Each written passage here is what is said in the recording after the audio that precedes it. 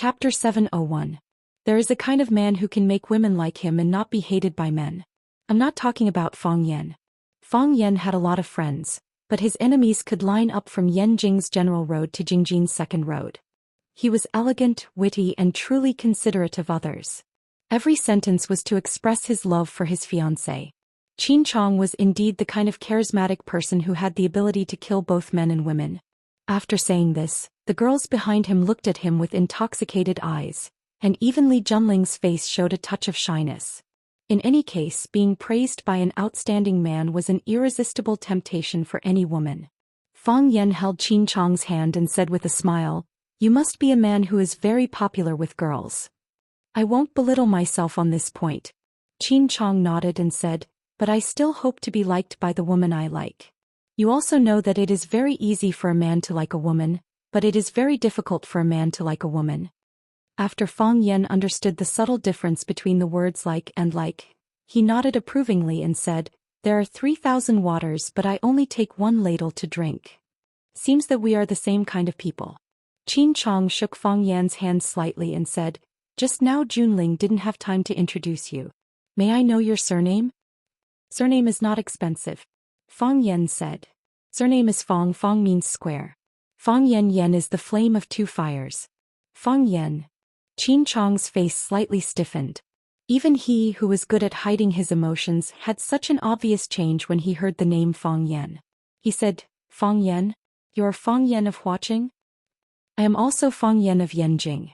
Fang Yan saw the subtle changes on Qin Chong's face and said, "After all, my hometown is closer to Yanjing, so it belongs to Yanjing."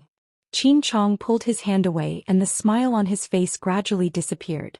There was a strong hostility in his eyes. He looked at Jiang Qin and Yuan Lin, who were standing behind Fang Yan, and said sarcastically, "I've long heard of Mr. Fang's name. I heard that Mr. Fang is young, talented, elegant, and often accompanied by beautiful women. Now that I've seen you today, Mr. Fang, you're really lucky with women, aren't you?" Qin Chong. Li Junling didn't expect Qin Chong to suddenly get mad at Fang Yan. He quickly stopped him and said, "Fang Yan is my friend." Qin Chong looked at Li Junling with a gentle expression. Even at a time like this he could still maintain a smile and said, "Junling, not everyone is qualified to be our friend. It's better not to have friends like this." Jiang Qin was angry. He jumped up and stared at Qin Chong and said, "Hey, how can you say that? Do you have any manners?" "That's right. You say it as if others are willing to be friends with you." Yuan Lin also said, "Who took the initiative to run into someone else's box to get close to them?" Fang Yan's face also became embarrassed. He was not angry at what Qin Chong said, "Not everyone is qualified to be our friend." He felt that Qin Chong's words were very correct. In this world, not everyone was qualified to be your friend. He was angry that Qin Chong said he was lucky with women. Who did he think Jiang Qin and Yuan Lin were to him? Fang Yan stared at Qin Chong and said, "I know you may have heard of me somewhere. Maybe there is some hatred between us that even I don't know about, but if there is anything, come to me. Don't get these girls involved, okay? They're all my girls. They are very clean and pure children." Qin Chong sneered and said, "If that's the case, of course it can't be better. However, your character is obviously not so trustworthy. You already have a girlfriend, but you hook up with other women. I'm afraid it's not so easy to be a phoenix man." Fang Yan looked at Qin Chong and said calmly, "If you don't tell me clearly, I will let you see me clearly." "Is this a threat?" "This is a warning." Qin Chong laughed and adjusted the glasses on the bridge of his nose. He looked at Fang Yan and said, "To be honest, whether it is a threat or a warning, it sounds like a joke. Our Qin family never threatens others, but we never accept other people's threats. Our Qin family never warns others, but we are not afraid of other people's warnings. If you don't know the weight of the two words Qin family, then go out and ask around." "This guy is stupid, isn't he? How dare he threaten the Qin family?" a man in a small checkered striped suit said. "An ant thinks it is strong and always wants to challenge an elephant," the big man next to him added. "Fang as in square, two fires on top and bottom? Has your brain been fried by the fire? Do you know who you are talking to?" The fishnet man looked at Fang Yan with a face full of disdain. Fang Yan sighed softly, looked at Qin Chong and said, "You are from the Qin family? Isn't it too late for you to realize this?" Qin Chong laughed and said in an unfriendly tone, Fang Yan ignored his sarcasm and deliberately lowered his voice. He said, "What is your relationship with Etienne?" "My sister." Qin Chong squinted his eyes and smiled. "You finally remembered? In order to climb the ladder of wealth, you went behind your girlfriend's back to seduce other girls. Just because you were a teacher for a few days, you wanted to get close to her first. I want to ask you, where is your face? Where is your morality?" Fang Yan shook his head and said, "I know Etienne is an only child, so it is impossible for her to have an older brother like you. Who are you to Etienne?" Qin Chong was full of anger and thought that Fang Yan was deliberately humiliating him. He said, "My grandfather and Etienne's grandfather are blood brothers. He calls my grandfather uncle. My father and Etienne's father are also like brothers. Do you think it is wrong for me to call her sister?" "I am not sure whether it should be or not. This is Etienne's business. If she thinks it should be, then it should be. If she thinks it shouldn't be, then it shouldn't be." Fang Yan looked at Qin Chong with a serious expression and said, "I know where your hostility towards me comes from, and this is also something I've always wanted to explain to the Qin family. I and Etienne have a very normal teacher-student relationship, and we're also very good friends. She is a very important and special person to me. She is my student and also my sister. Don't believe the rumors in the outside world. There are people purposely slandering Etienne, and there are also people purposely splashing dirty water on the Qin family. Don't you know Etienne's personality? Deal with it calmly or ignore it completely. Those rumors will naturally disappear and it will not have any effect on Etienne and the Qin family. If you deliberately cause trouble today or if there is a conflict between us, it will instead arouse the curiosity and passion of the bystanders. They will start to pay attention to this matter again and reinterpret the relationship between me and Etienne. Qin Chong, you are a smart man. You should know what is best for all of us. Don't scold me and I won't hit you.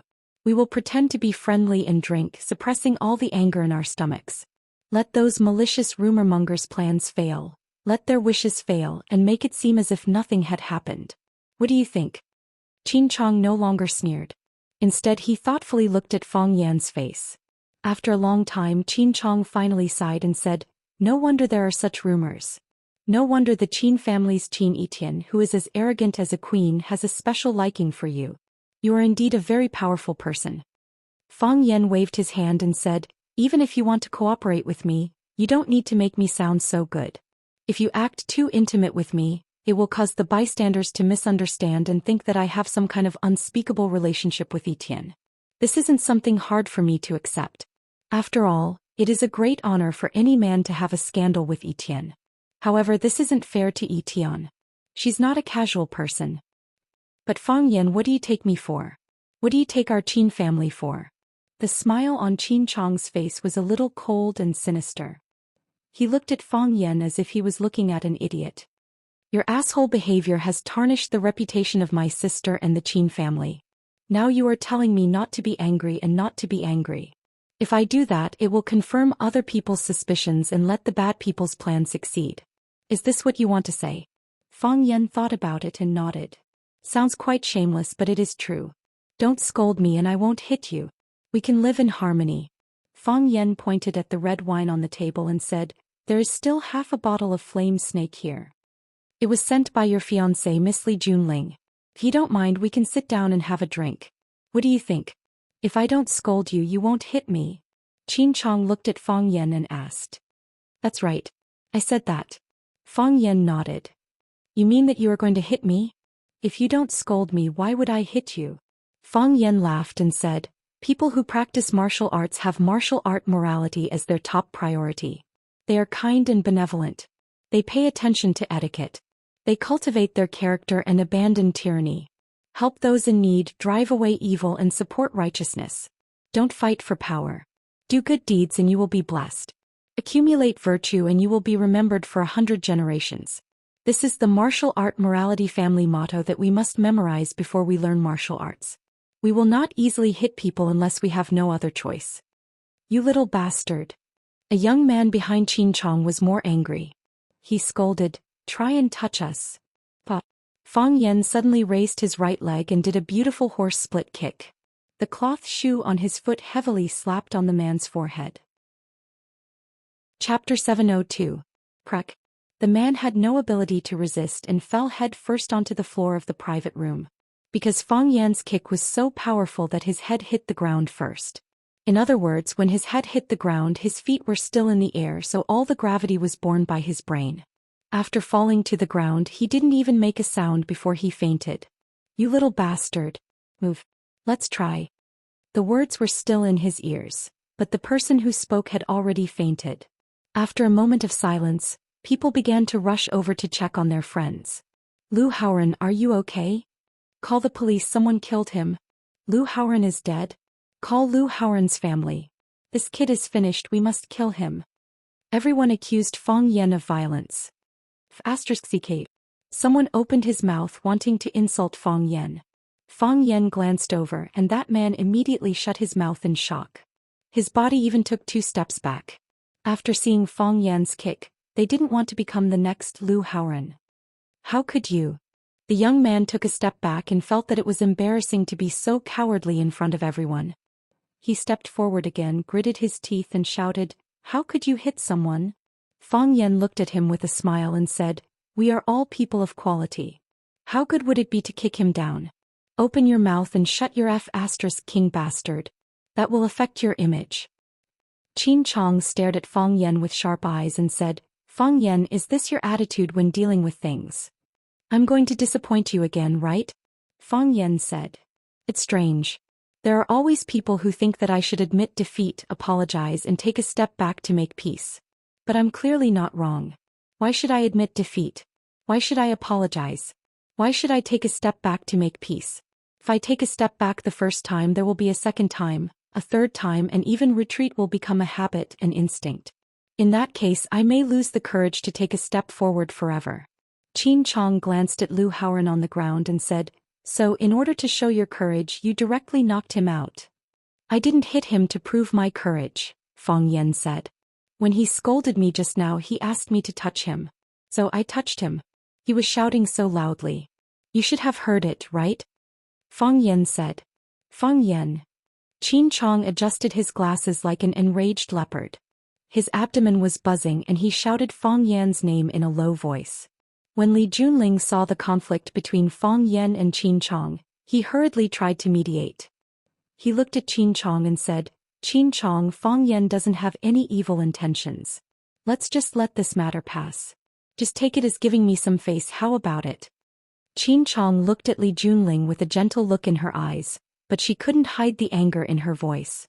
"Li Junling, you are my fiancé. I am willing to give you face and protect Li Junling's reputation with you. However, if I let this matter go, how am I going to explain it to the Qin family? How is he going to explain this to Lu Haoran, who was knocked out by him with a kick? It's not that I don't give you face, it's that he doesn't give me face." "I gave you face," Fang Yan said. "When I knew that you and Qin Etian were relatives, I already wanted to save face for you. I didn't want to quarrel or fight if I could. I also said at that time that if there was any conflict between the two of us, it would confirm the bad rumors in the outside world, which would be bad for Etian and your Qin family. And the result?"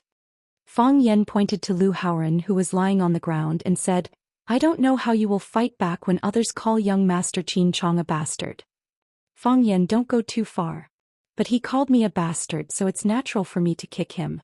Do you think it's too much? It's his fault for insulting others. But he is still young and it's understandable for him to be impatient." Qin Chong helped Lu Haoran explain. This sentence was said to Lu Haoran, who was in a coma, and also to his friends who were still awake. At least he wanted to let them know that he was on their side. Moreover, he was trying to help Lu Haoran get out of the blame. Fang Yan grinned and said, "If being young is a capital to make mistakes, then I'm also quite young, so it shouldn't be a problem to beat him up, right?" Puff. Jiang Qin and Yuan Lin were originally worried that teacher Fang Yan would be at a disadvantage, and their faces were as bitter gourds on the vine. When they heard Fang Yan shamelessly say that he was also very young, they couldn't help but laugh. This was the Fang Yan they knew, this was the Mr. Fang they knew. Mr. Fang, he really had to come out. 3 years of silence, 3 years of suffering finally all passed.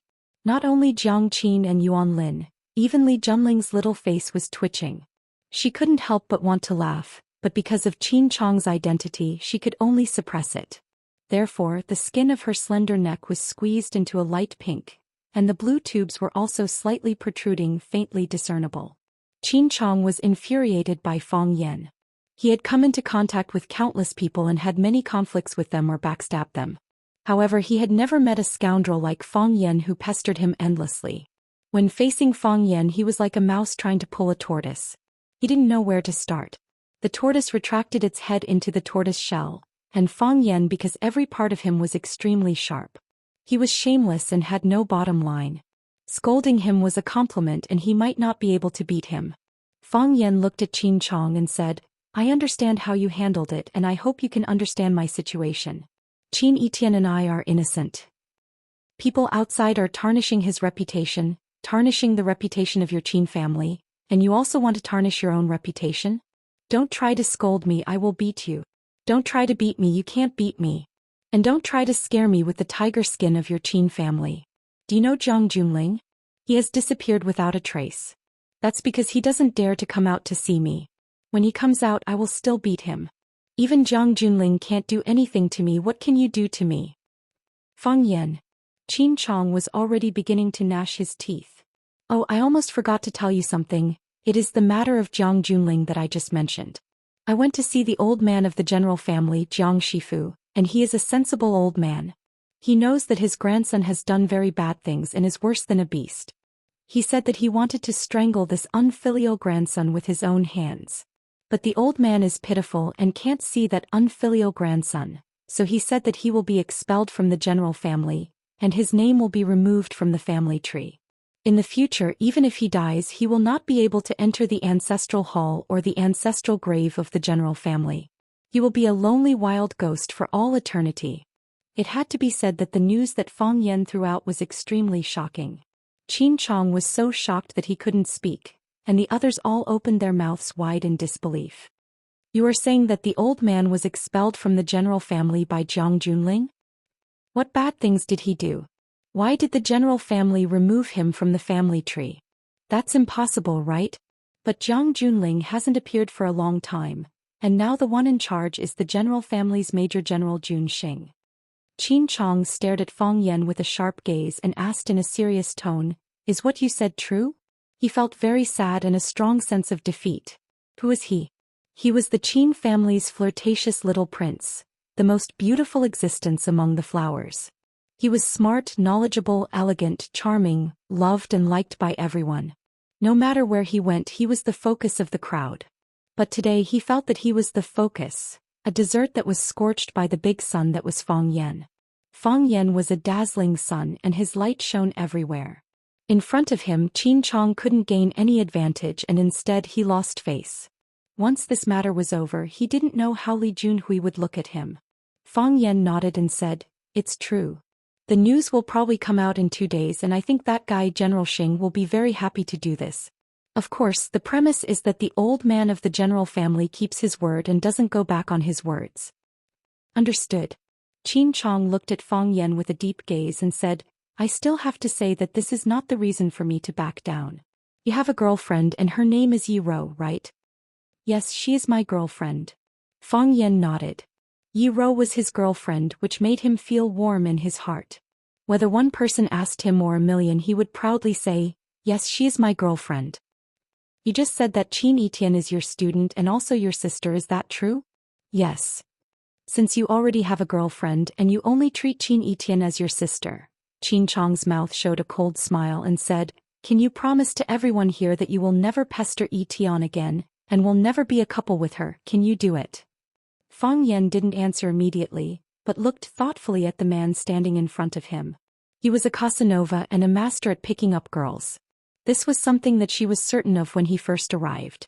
Only now did Fang Yan realize that he was a smart person. He was even smarter than he had imagined. "I don't have a brother." A cold and arrogant woman's voice came.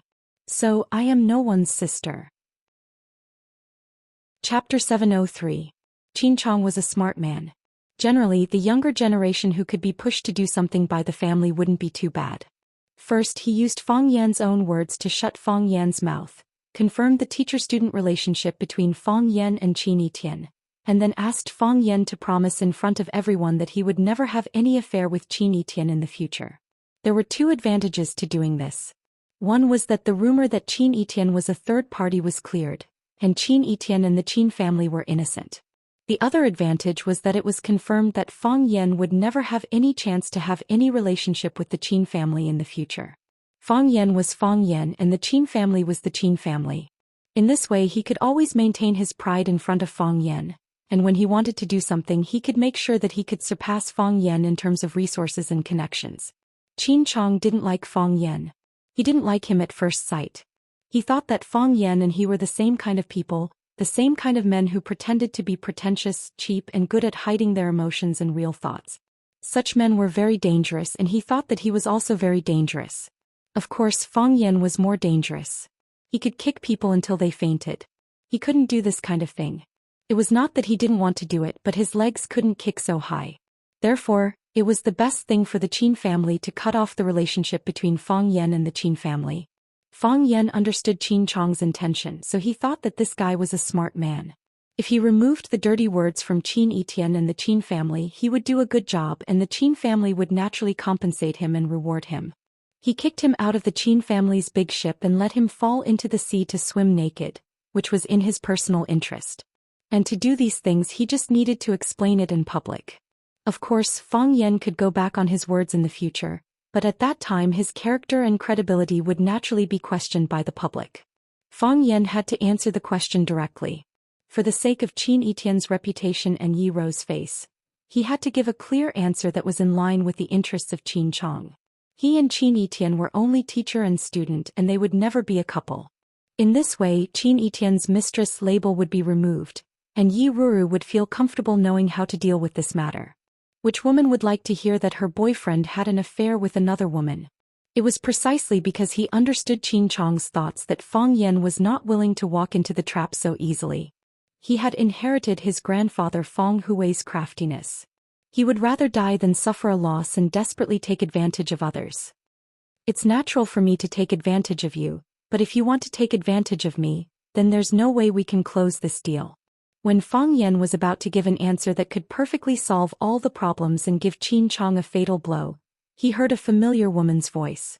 I don't have an elder brother and I can't be anyone's younger sister. The voice was cold and arrogant, giving people a feeling that it was aggressive. People hurriedly turned around and saw a woman in a modified black knight suit, who looked like a handsome young knight, striding towards them in black leather boots. The woman's hair was coiled up high, revealing a slender neck like a swan.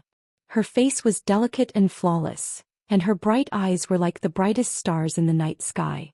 She didn't wear any makeup, but she was born with heavy colors and thick ink. Even if she didn't hold it in, she had a kind of breathtaking majesty. The word, majesty, was not a good thing to be used on a woman. However, when it was used on this woman, it made people feel that it was a matter of course. She walked so simply as if she was leading an army of thousands of horses and horses. Everyone who saw her felt an oppressive sense of urgency. Aura. This was the legendary aura of a person. Because the private room was already crowded, she stopped at the door of the private room. She looked through the crowd and unscrupulously fixed her eyes on Fang Yan's face. She said, I'm not your sister and you're not my brother. Fang Yan touched his nose and smiled bitterly. Why is this young lady here? It couldn't be cut and it was messy. It seemed like things were going to get more and more complicated this time. The arrival of Qin Yitian naturally attracted countless people to watch. Not to mention her current status in the Qin family, just the title of the first beauty in Yanjing was attractive enough. Wow, is that Qin Yitian of the Qin family? So beautiful. I heard that most of the Qin family's business is managed by her now. She's going to take over the Qin family. I don't understand why she wants to be a mistress. Who is qualified to let a woman like her be a mistress? Could it be the one from the Jiang family? Qin Chong did not expect to meet Qin Yitian here. Although he was a few years older than Qin Yitian and could indeed be considered as Qin Yitian's brother, he was still a little timid in front of Qin Yitian. He smiled and said, Yitian, why are you here? Qin Yitian looked at him expressionlessly and said, my friend is here, why can't I come? Qin Chong adjusted his glasses and said with a warm smile, I wonder which one of you is Yitian's friend? Fang Yan cursed in his heart. You already know those rumors, but you still don't know who is Qin Yitian's friend? Me, it's still me. I'm Qin Yitian's friend. Except for those who are not my friends, the rest are my friends, Qin Etienne said. Qin Chong said with a serious expression, Etienne, if it's someone else I won't say much. But there are some very bad rumors in the outside world which are very bad for your image and the Qin family's reputation. I think it's necessary for you to avoid suspicion. Qin Etienne looked at Qin Chong and asked, Are you saying that I am Fang Yan's mistress? It's good that you know this. Anyway, I think those rumors are groundless. You can't say that it's groundless, Qin Etienne said. Fang Yan's brows twitched. He had a bad feeling about this. Before he could stop it, Qin Etienne had already continued, I really like Mr. Fang. Well, everyone turned to look at Qin Etienne in disbelief. Before this, they had more or less heard some rumors about Qin Etienne being a mistress, but subconsciously they would not believe it. What kind of person was Qin Etienne? How could someone like her be someone else's mistress? In this world, what kind of man could make Qin Etienne be willing to be a mistress? Because Qin Etienne was too outstanding, this kind of rumor did not have much of a market. However, no one expected that the person involved, Qin Etienne, would appear here today and admit it in front of them. I really like Mr. Fang. She said this sentence matter-of-factly without hiding it. It was as easy as reaching out and plucking a fruit from a tree. Etienne Qin Chong panicked and said, How can you say something like that?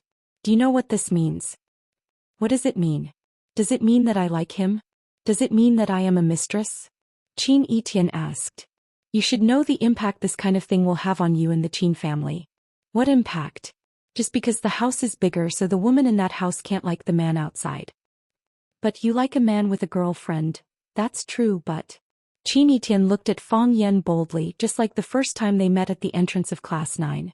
At that time she was wearing a white shirt and blue sleeves, reaching out to Fang Yan and saying, Hello, I'm Qin Etienne.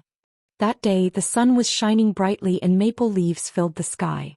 But when I met him he didn't have a girlfriend yet. When I liked him he didn't have a girlfriend either. I fell in love with her first but she didn't choose me. Instead she chose another woman. How can this prove that I'm a homewrecker? Qin Etienne said to Fang Yan as well as to everyone else in the room in a serious tone. Qin Chong's brows knitted tightly.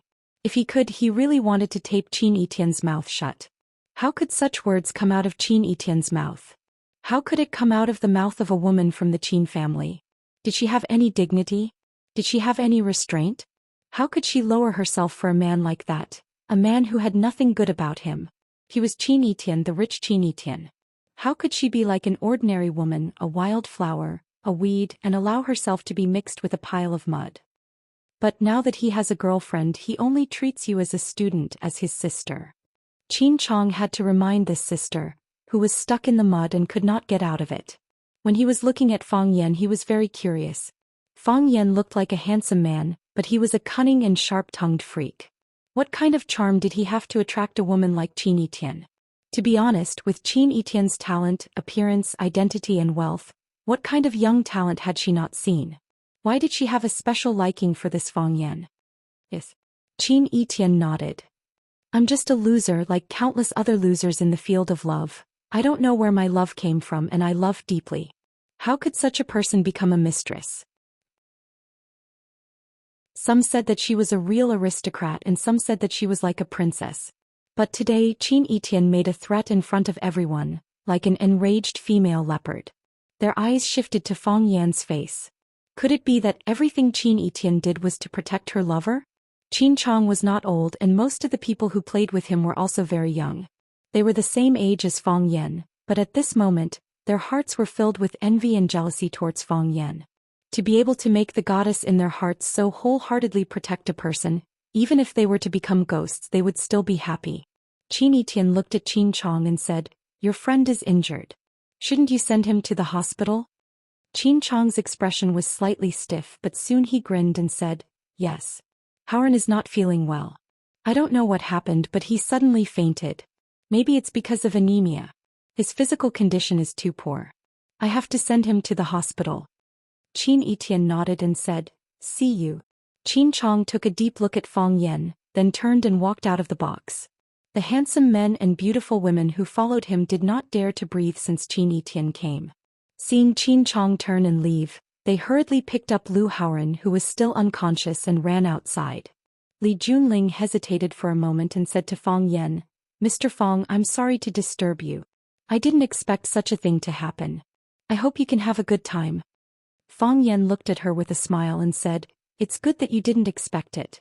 You didn't expect it and we didn't expect such a thing to happen. Everyone is very unwilling. Li Junling nodded and said to Qin Etienne, Miss Qin, goodbye. Goodbye. Qin Etienne nodded indifferently and said. Others praised Li Junling as the piano goddess of Wuxia, but she didn't care about any gods. With the huge background and strength of the Qin family as well as the huge resources of its media empire, she could be the god of creation. Whoever she wanted to make a god would be a god. Li Junling said goodbye to Jiang Qin and Yuan Lin, then turned and left the box. When she walked out, he was very considerate and helped to close the door of the box. Qin Etienne walked to Fong Yan and said, This woman is not simple. Fong Yan smiled bitterly and said, How can there be a simple woman in this place? Qin Etienne was sure that Fong Yan understood the situation, so he didn't say anything more on this topic. He looked at Fong Yan and asked, What were you going to say just now? I haven't thought about it yet, Fong Yan said. Is everyone in the Qin family so powerful? There are a few very powerful people in the Qin family. You should be careful when you meet them in the future. Qin Chong can only be regarded as a medium talent. His purpose is too obvious and he is eager for quick success. This time he didn't do a good job. Qin Etienne commented without any emotion. Standing at her level, she wouldn't overestimate Qin Chong, nor would she deliberately belittle the other party. Moreover, the person who asked her this question was Fong Yan, so she needed to say her real thoughts. He shouldn't stand up against you at this time, whether for public or private reasons. Since he has done such a thing, it proves that he doesn't regard me as his sister in his heart, nor does he put the Qin family in the first place. Isn't it too stupid to expose his position so easily? You have explained the reason to him clearly, but he is too selfish and makes a joke of himself. I wanted to say a few words to him, but after all he is a few years older than me. If I make him embarrassed, others will laugh at him. It's better to send him out. What the eye doesn't see, the heart doesn't grieve. I think I have explained it clearly, but he may not have heard it clearly. Fong Yan said with a smile, You know, I have an unpleasant face. Everyone wants to step on me when they see me. I really have no choice. I really didn't want to hit him just now. If you don't hit people, you are not the Mr. Fong I know. Qin Etienne chuckled and then turned his eyes to Jiang Qin and Yuan Lin, saying, We haven't seen each other for a long time, have we? Jiang Qin and Yuan Lin were no strangers to Qin Etienne, especially during the 3 years when Fong Yan was in mourning. They had met Qin Etienne many times in Swallow Dock. But they couldn't fall in love with Qin Etienne. In contrast, they preferred Yi Ro because Qin Etienne's aura was too strong. She didn't say anything, didn't do anything. She simply stood there, but it made people feel that she wasn't the same kind of person as them. Of course, Jiang Qin and Yuan Lin also knew that they were not the same kind of people. Yi Ro was different. Although she looked cold, she was extremely kind and gentle. She would teach them all kinds of knowledge, ask people to prepare delicious food for them and take care of them at the right time. They knew that Qin Etienne and Yi Ro were competitors. If they had to choose, they would naturally support Yi Ro. Of course, no matter whether it was Qin Etienne or Yi Ro, Jiang Qin would not support them. She only supported herself. When Qin Etienne first came, they hadn't thought about how to greet Qin Etienne. Now that Qin Etienne took the initiative to greet them, they felt flattered. It was like this every time. Every time Qin Etienne greeted them, they would feel flattered. It was as if an amazing person suddenly took the initiative to talk to them. It was a sudden surprise. Many times they reflected on this mentality. They felt that there was no need to do this. They were already very familiar with each other and they were already friends. Qin Etienne was amazing and they were doing well. However, when they met again, that feeling would be even stronger. It was also because of this mentality that they could never be friends with Qin Etienne. Friends were equal. It was natural. If a friend said something to you, how could you still be friends with such a surprise? Sister Etienne. Jiang Qin looked at Qin Etienne and said with a smile, Long time no see. I didn't expect to see you here. Sister Etienne, you're getting more and more beautiful. Yuan Lin also said with a smile, Since Mr. Fong is here today, let's celebrate and have a few drinks. Qin Etienne nodded and said, Of course. I haven't drunk in a long time. Moreover, I said so many embarrassing things just now. If I don't drink some wine, How can I tell others that I speak the truth after drinking? Chapter 705. Junling Clubhouse was named after the piano goddess, Li Junling. Li Junling would play a piano piece here every week. If she had enough time, she would come here several nights in a row. She was the owner of this place and the queen of this clubhouse. This place could give her a greater sense of accomplishment. Li Junling set up an independent restroom in Junling Mastery. When she was tired of playing or tired of socializing, she would come here to take a nap. When Li Junling entered the electronic lock password on the door and pushed open the door of the restroom, the luxuriously decorated room was filled with a faint smell of tobacco. Li Junling didn't smoke, but she liked to smell this faint fragrance. She took a deep breath and said in a reproachful tone, "You're smoking again." A handsome man was sitting on a recliner by the window, holding the latest issue of Playboy magazine in his hand. Many blonde beauties on the cover were wearing fiery red bunny costumes. Their buttocks and breasts were big and their breasts were swaying. It gave people a strong sense of visual impact. The man's eyes turned from the magazine and said with a gentle smile, "I said I wouldn't smoke here, but I couldn't help it." Li Junling took off her slender high-heeled shoes at the door and walked behind the man with her bare white feet. She reached out and stroked his handsome face. She said in a soft voice, "You know, I'm not really blaming you. It's hard for you to come here.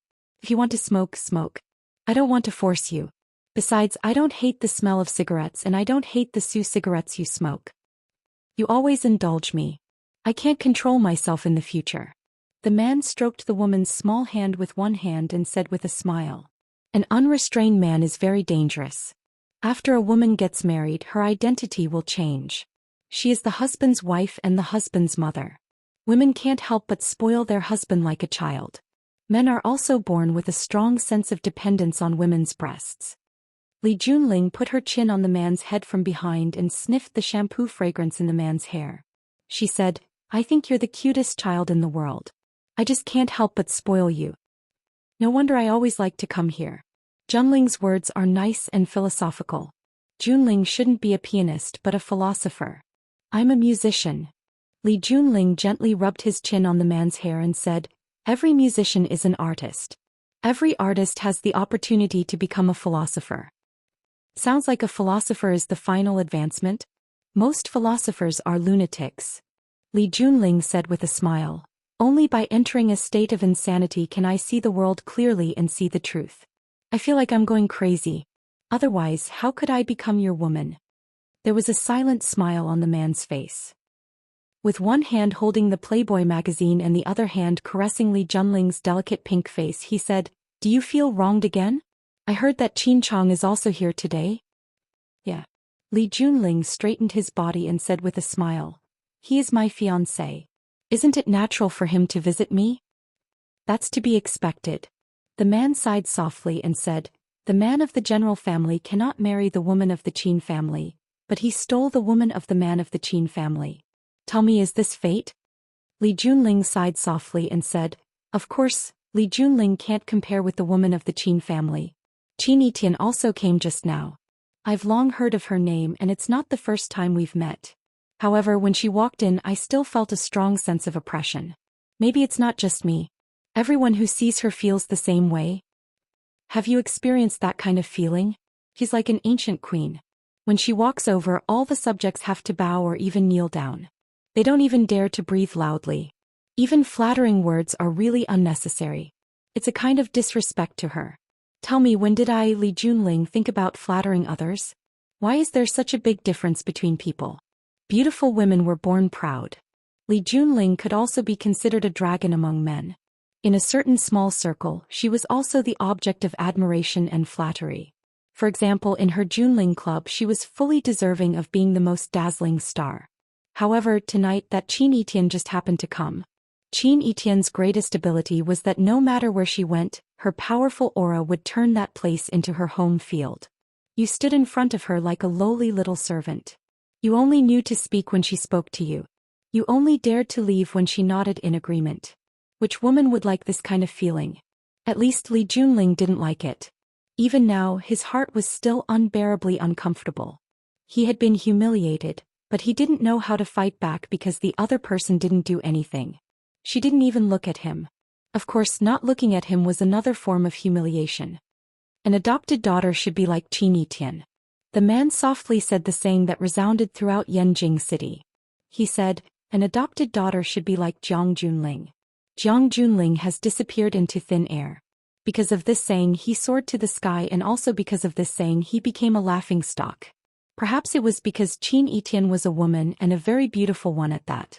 Therefore, everyone was particularly tolerant of her and was willing to give her more convenience and care. Therefore, until now, everything she did was amazing, and every business she invested in could be called a miracle. After Jiang Junling's accident, some people also began to question whether Qin Yitian's ability was worthy of this saying. The final result is well deserved. Li Junling smiled and said, I think whether it is worthy or not, the key is to see whether you have a strong opponent. If Qin Yitian's opponent was Fang Yan, what would the situation be like? Thinking about it, it is really an interesting idea. The man shook his head and said, impossible. We have evaluated Qin Yitian's characteristics.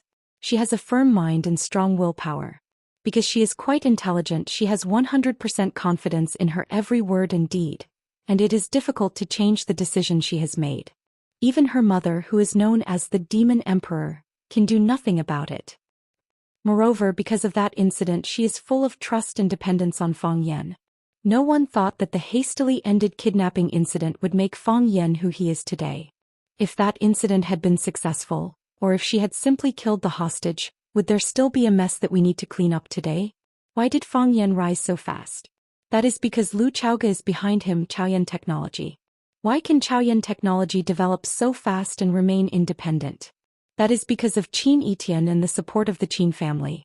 Without Qin Yitian, whether Fang Yan and Lu Chaoge could keep Chaoyan technology is really unknown. Which Boston creeper doesn't need a hard fence to support it? Li Junling walked to the man's legs and squatted down. She reached out and stroked his crotch. She looked up with a charming smile and said, you have a reaction? Is this kind of book that good? The man closed the magazine in his hand and said, of course not as good as you. So the woman unzipped the man's pants, squatted on the ground and began to work. No one would have thought that the goddess of piano, who was respected and worshipped by millions, would be willing to serve the man she loved in such a manner.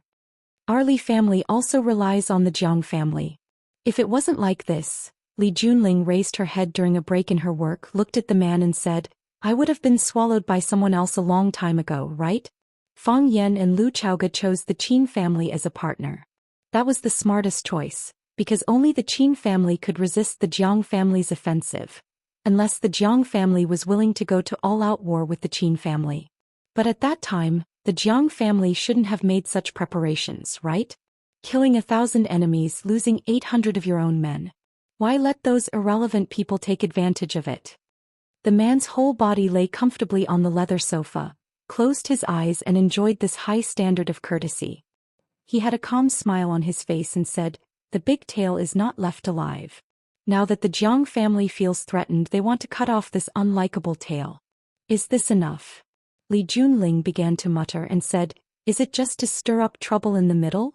A camel's endurance is super strong, but it's always the last straw that breaks the camel's back. Qin Yitian is very smart and Qin Yitian is very powerful, but Qin Yitian is a woman in the end. The Qin family's old man hasn't thought of letting her take the helm yet. After all, Qin Yitian's parents and uncles are still alive, and her mother is a woman who is harder to provoke than she is. But the Qin family's economic power has fallen into the hands of a woman for 2 generations, which has already caused dissatisfaction among the Qin family's men. This is also the reason why Qin Chong came out tonight to add fuel to the fire. Qin Yitian is a mistress. We just released this news and then the Qin family immediately jumped out to cooperate with us. Tell me, who is Qin Yitian's real opponent? We can only be regarded as Qin Yitian's potential opponents. The Qin family who has the most direct conflict of interest with her are her real opponents. Qin Chong came out tonight. How many Qin family members will come out tomorrow? Qin Chong has been insulted like this. I'm afraid that Qin Yitian will go through another trial, right? The Qin family's rift is getting more and more serious, and the Qin family's old man has to re-examine. When the woman's tongue touched his sensitive part, the man softly moaned, and then he suppressed this irrepressible pleasure and said, Woman, isn't this good? He was evaluating Li Junling, but also seemed to be evaluating Qin Yitian. Chapter 706. After a fierce emotional release, the woman helped clean up the battlefield and the man closed his eyes to take a nap. When he opened his eyes were shining. This torment did not absorb too much of his essence. Instead, it made him more energetic. He reached out and held the disheveled woman in his arms. Looking at her pink face close to him, he said, "Am I too selfish?" "I don't think so." The woman said, "I like you, so I'm willing to do anything for you. You weren't outside just now, so you didn't hear Qin Yitian's confession to Fang Yan. To be honest, I was moved by her. Because I like someone, I have to bear the name of a mistress. But even so, is it enough to make me not like him anymore?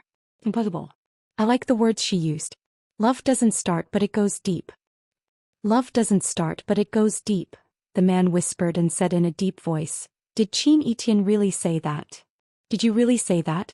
Li Junling nodded with great certainty and said, "In front of so many people heard it. I really didn't expect that a woman like her could not find any man. Why did she let herself fall into the mire? That's why it proves that Fang Yan is too dangerous." The man's voice was a little firm as he said, "It's too dangerous." "I don't see it at all." Li Junling said, "I often heard you mention him before. I thought he must be a very great person. Today I accidentally bumped into him at the door of the club. Do you know what he was doing? He was joking with the greeter at the door. He looked like a rascal. At that time I had such a thought. How could such a guy be qualified to be your opponent? However, he has become your opponent and has given you such a headache. That's what's special about him." The man said with a wry smile, "Those people who look powerful at first glance, will you be particularly careful when you see them?" "Of course," Li Junling said without hesitation. "Would you be willing to be friends with those guys who look particularly smart and slick?" "Yes, I would. After all, it's quite comfortable to get along with such people. However, I would be more or less on guard." "Yes. So, when you meet a man like Fang Yan, do you feel a sense of kinship?" Lying in the man's arms, Li Junling thought about it seriously and said, "That's true. That's why he's so terrifying." The man said, "Whether it's Lu Shu of Huaqing Lanshan Valley, or Jiang Zhulu of the Jiang family that he single-handedly destroyed, including my insufferably arrogant younger brother General Ling, tell me which one of them isn't an outstanding talent? Which one of them wasn't vicious and merciless? One look and you could tell that they were big shots? What was the result? One by one they were either defeated by him, subdued by him, or beaten into submission by him. Dogs that bark don't bite. You have to remember this forever." Li Junling placed his hands on the man's broad chest and asked, "What about you? What kind of man are you?" "Me." The man's big hand reached into the depths of the woman's clothes, feeling the softness that brought him supreme enjoyment. He smiled and said, "If there's wine today, let's get drunk today. If there's a grudge tomorrow, let's take revenge tomorrow." This was perfunctory and also a way to change the topic. This was the magic weapon that men would use when faced with questions that they didn't want to answer. The woman sighed secretly. In the end, she still couldn't walk into the depths of this man's heart. At least not yet. When Qin Chong returned home, his father was lying on the desk writing. Qin Chong's father, Qin Lingnan, was a famous economist in the country. He was not in charge of the Qin family's business affairs, but he was in charge of the country's economic affairs every day. It was also because of this that he had a very high reputation in the political circle and among the people. He was the leader of the academic faction in the Qin family. For a giant family like the Qin family, some people were in business, some were in politics, and some were in academia. This was the reason why the family could grow bigger and have a deeper foundation. Qin Chong knocked on the door, stood at the door and said, "Dad, you haven't rested yet?" "I'm writing a manuscript." Qin Lingnan looked up at his son and continued to busy himself with the things at hand. "This kind of thing can be handled by the secretary. Why do you need to do it yourself? Your waist hasn't been well recently, so pay attention to rest." It's not easy to find a ghostwriter for an article to be published in the Wall Street Post. Seeing that his son was in the mood for a long chat, Qin Lingnan stopped writing. He picked up a cigarette from the cigarette box beside him and lit it. After taking a deep puff, he looked at his son and asked, "What's the matter?" "I ran into Fang Yan tonight," Qin Chong said. Qin Lingnan raised his brows slightly and said, "There was a conflict?" Other than Qin Etian, his student Fang Yan had almost never met any of the important figures in the Qin family. However, as long as they were ranked in the Qin family, they would have a deep understanding of Fang Yan. His information was on everyone's desk and everyone was making various interpretations of him. Qin Lingnan was no exception. Although he did not care about the Qin family's business affairs, he had some understanding of some of the key partners. The popularity of Chaoyan technology and the vigorous development of renewable energy were closely related to his vigorous advocacy behind the scenes. The ancients paid attention to, before the troops and horses move, the provisions and fodder move first. In the commercial war of modern society, it was extremely necessary to take a breather and observe the reactions of the surrounding people before making a move. He has a bad temper. He hurt the third son of Minister Lu's family, Qin Chong said with a smile. Lu Haoren is still in the hospital now. The Lu family has already rushed over. I'll explain it to them and come back. I'm afraid it's not easy. Qin Lingnan did not care about his daughter's quarrel. Every day he paid attention to national affairs and the world's economic situation. He really did not care about who slapped who or who quarreled with who. That's not the main purpose of your visit, right? Etienne is also there, Qin Chong said. Qin Lingnan's expression froze slightly. He was still very concerned about the girl and his family.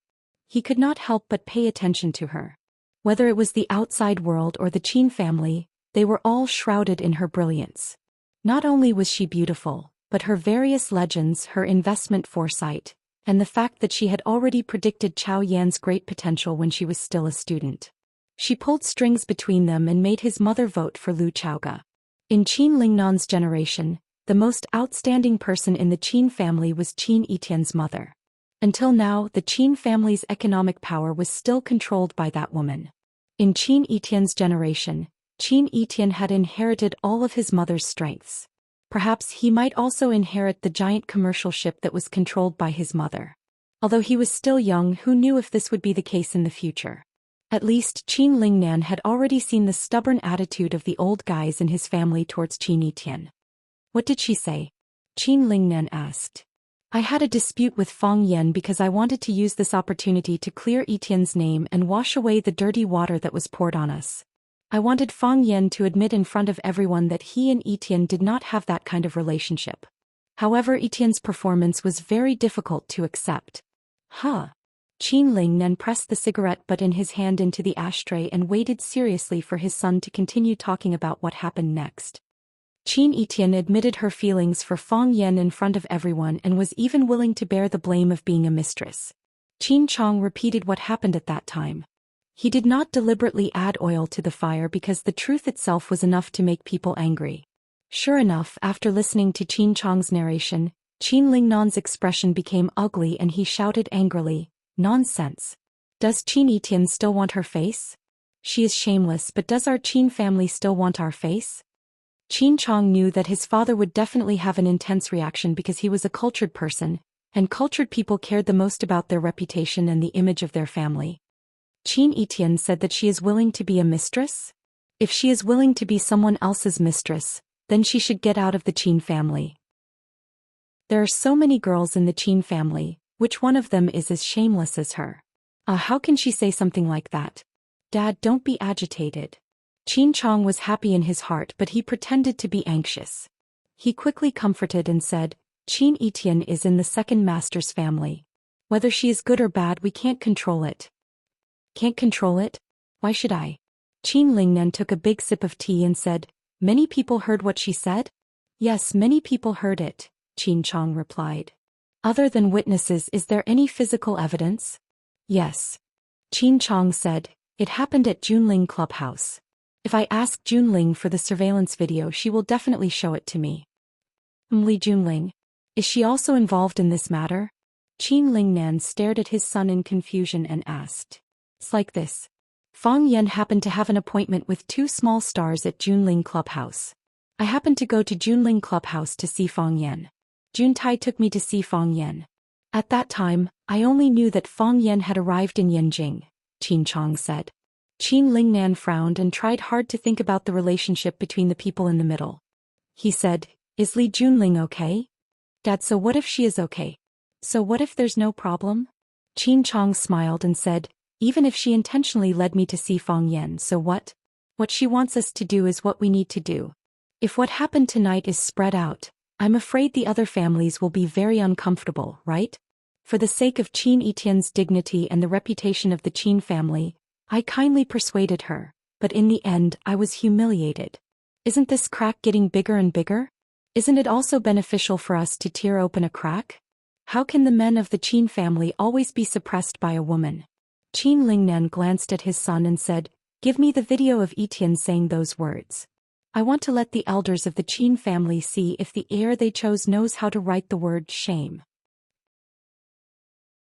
Chapter 707. They kept drinking and the atmosphere was not harmonious. Since Qin Etienne joined them, Jiang Qin and Yuan Lin tried their best to maintain a happy and peaceful space, but they failed because of Fang Yan's uncooperation and Qin Etienne's queen nature. Fang Yan was silent because he hadn't come out from what Qin Etienne said in front of everyone just now. He knew very well what it meant for a girl to say those words and do such a thing. And when that girl was Qin Etienne, it was even more difficult. How could a family like the Qin family allow a girl to say such words of love even if she was scolded as a mistress? For them, it was a disgrace to the family's reputation. How could Fang Yan enjoy the beauty's kindness? Was it the best way to repay the kindness by being a playboy with two beauties on both sides? Moreover, Yi Ro and Qin Etienne were both very unique. One was as hot as fire and the other was as cold as ice. If they collided with each other, it would be like Mars colliding with Earth. Qin Etienne had been talking all the time. She not only answered Jiang Qin and Yuan Lin's questions, but also took the initiative to find some common topics. However, it was very strange that Jiang Qin and Yuan Lin just couldn't be intimate with her. They talked more and more, but the relationship between them didn't get closer and the atmosphere didn't get warmer. Instead, it became a little awkward. Once everyone stopped talking, it was really difficult for someone to say something. Thus, everyone could only drink one glass after another. There was another pianist playing on the stage. Of course, there was no way to compare with Li Junling's foundation, but he who had the opportunity to go on the stage was not bad. What he played was Starry Sky. The vast night sky was presented to everyone by him. Everyone was like an astronaut traveling in space. It had to be said that music was really magical. Although Li Junling had left, he ordered the waiter to send 2 bottles of fire snake.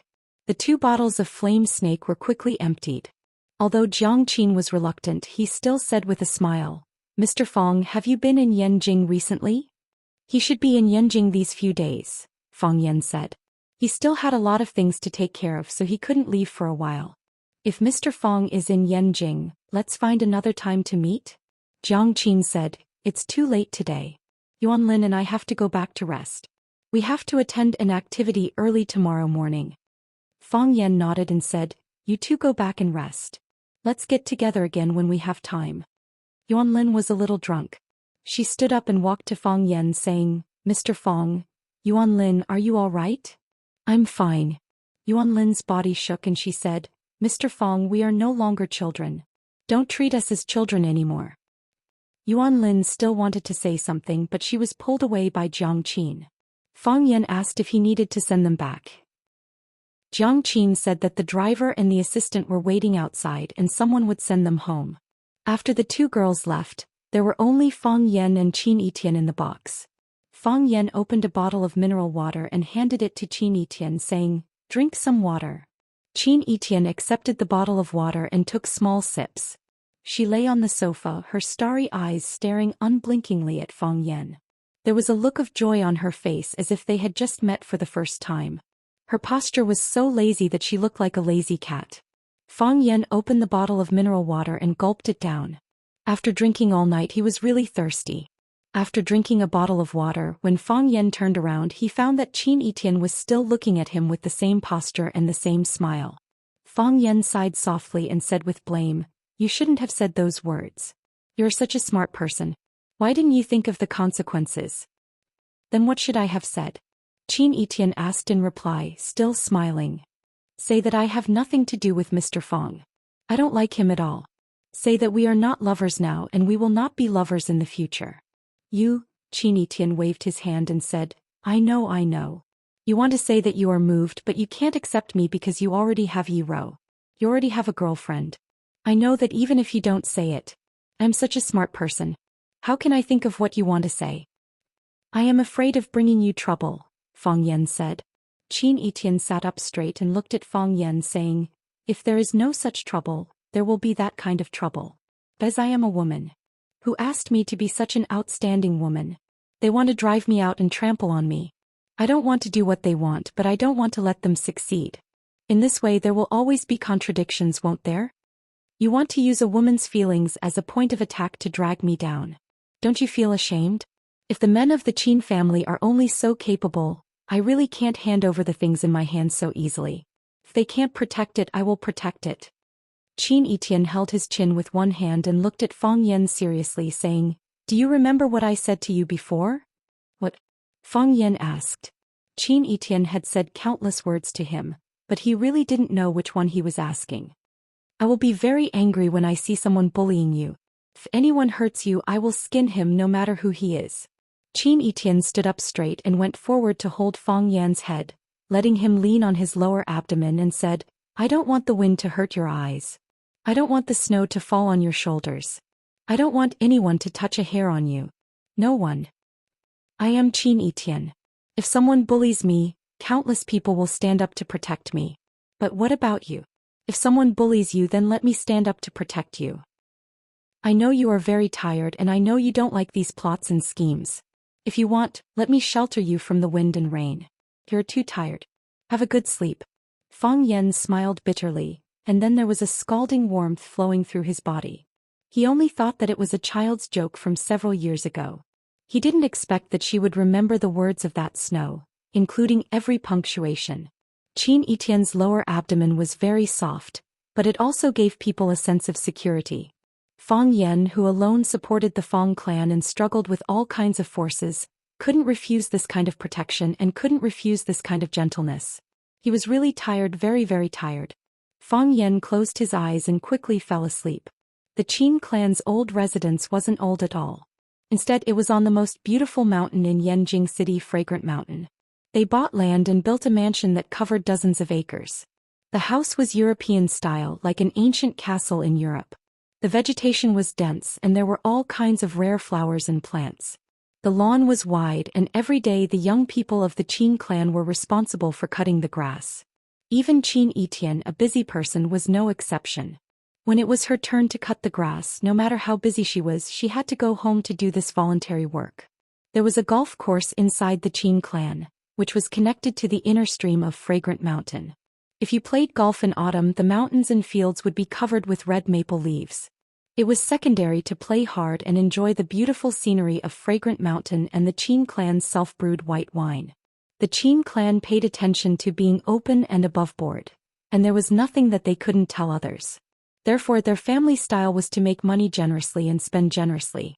They didn't hide their wealth in the deep mountains, nor did they live in a small shabby house to show off.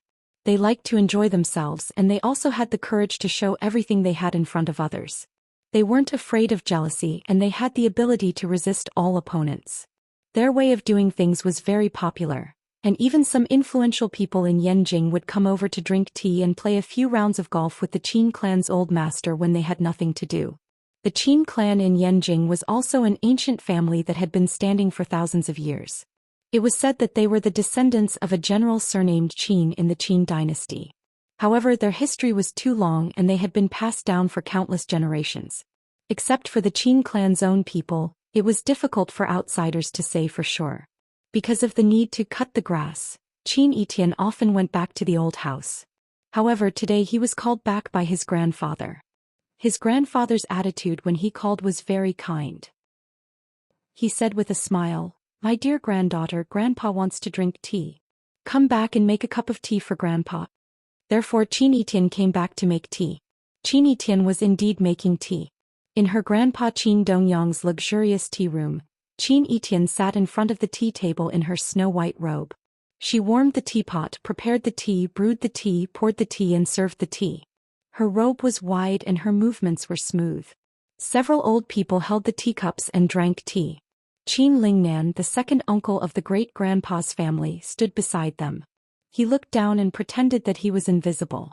Before Qin Etian came back, he had said all that he needed to say and done all that he needed to do. As for how to decide, it was up to these old people. Qin Chong stood outside the tea room. He was not qualified to sit here and drink tea with the old people around the tea table. With a gentle smile on his face, he seemed to enjoy such a family gathering. After Qin Etienne distributed the tea to the 3 grandfathers and 2 sisters, he knelt there and poured a cup of tea for himself. He tasted the tea and found that it tasted good. It was his usual level. However, the water used was fragrant mountain spring water that had been stored for a day. When he drank it, there was a rusty smell. If it was freshly fished, the taste would be sweeter and more delicious. Qin Etienne's grandfather, Qin Dongyang, closed his eyes and took a sip, letting the warm tea flow down his throat and into his lungs. His lips and teeth were filled with the tea perfume and sweetness of the water. He asked, "How is it?" "Good tea." Qin Shouing was the first to respond. "The water is good, the tea is good, and the tea maker is even better," said Qin Yunlan, the eldest of the siblings. "Etienne's tea-making skills are getting better and better. We just need to drink it. Why do we need to taste it? What do we need to judge?" Qin Shifeng looked a little impatient. Qin Dongyang nodded and looked at his granddaughter sitting opposite him. He said with a smile, "Etienne, you've drunk the tea. Go back and rest." Qin Etienne stood up, bowed slightly to the old people and then turned to leave. From beginning to end she didn't look at Qin Lingnan and Qin Chong. Chapter 708. Since the tea master had left, the people drinking tea should have left as well. However, other than Qin Etienne, no one else in the tea room had left. Qin Dongyang held the teacup and said with a smile, "This tea is still edible, which proves that Etienne has put in a lot of effort all these years. I also tried to persuade her. She's a girl, why waste her time on these trivial things all day? Girls at her age should be studying, shopping and dating. She should have fun for a few years and her youth will be gone forever. When she's at our age, she'll be a joke if she studies and dates again. Etienne is stubborn and doesn't listen." Qin Yunlan glanced at Qin Lingnan and said in a displeased tone, "Although Etienne is a girl, she's a great talent in our Qin family. What's wrong with a girl doing these things? Why can't some people like her? It's not like we don't give you a chance. Doesn't the Qin family have a startup fund? As long as you have a project, as long as you have creativity, everyone has a chance to prove their ability. People who are always jealous of other people's achievements but are unwilling to work hard themselves are always thinking of ways to drag others down and drag those who are ahead of them down to their level. Such people are wicked. Everyone wants to do this. Is the Qin family still the Qin family? Can the Qin family still be where it is today? It would have been swallowed by others long ago. Perhaps it was because they were both women, but Qin Yunlan was especially fond of her granddaughter. She raised her voice and said, "I'm going to say this first. I don't care about fair competition and I don't care about it. On the contrary, I'm happy to see it happen. However, if someone wants to harm Etienne and uses some underhanded means, I won't forgive him if I find out." The others lowered their heads and drank their tea. They had no intention of standing up to take sides. They all knew that this involved the power struggle between the eldest and second families. It was actually a struggle to give the economic power of the Qin family to the man or the woman. Some people supported taking back the power and handing it to the outstanding second generation. After all, it wasn't the same thing to let a woman with another surname control the Qin family's economic power. Some people supported Qin Shouing's faction, but now that Qin Dongyang's faction clearly had the upper hand, it was not convenient for them to support him at this time. Everyone had their own thoughts, so no one spoke again. It was so quiet in the tea room that one could hear a pin drop. After a long while, Qin Shouing put down the teacup in his hand and praised, "That girl Etienne is really good at making good tea. It looks pleasing to the eye and leaves a pleasant fragrance in the mouth. It's just that Dongyang is too stingy. Etienne's granddaughter only made 1 cup of tea for us before he hurriedly chased us away.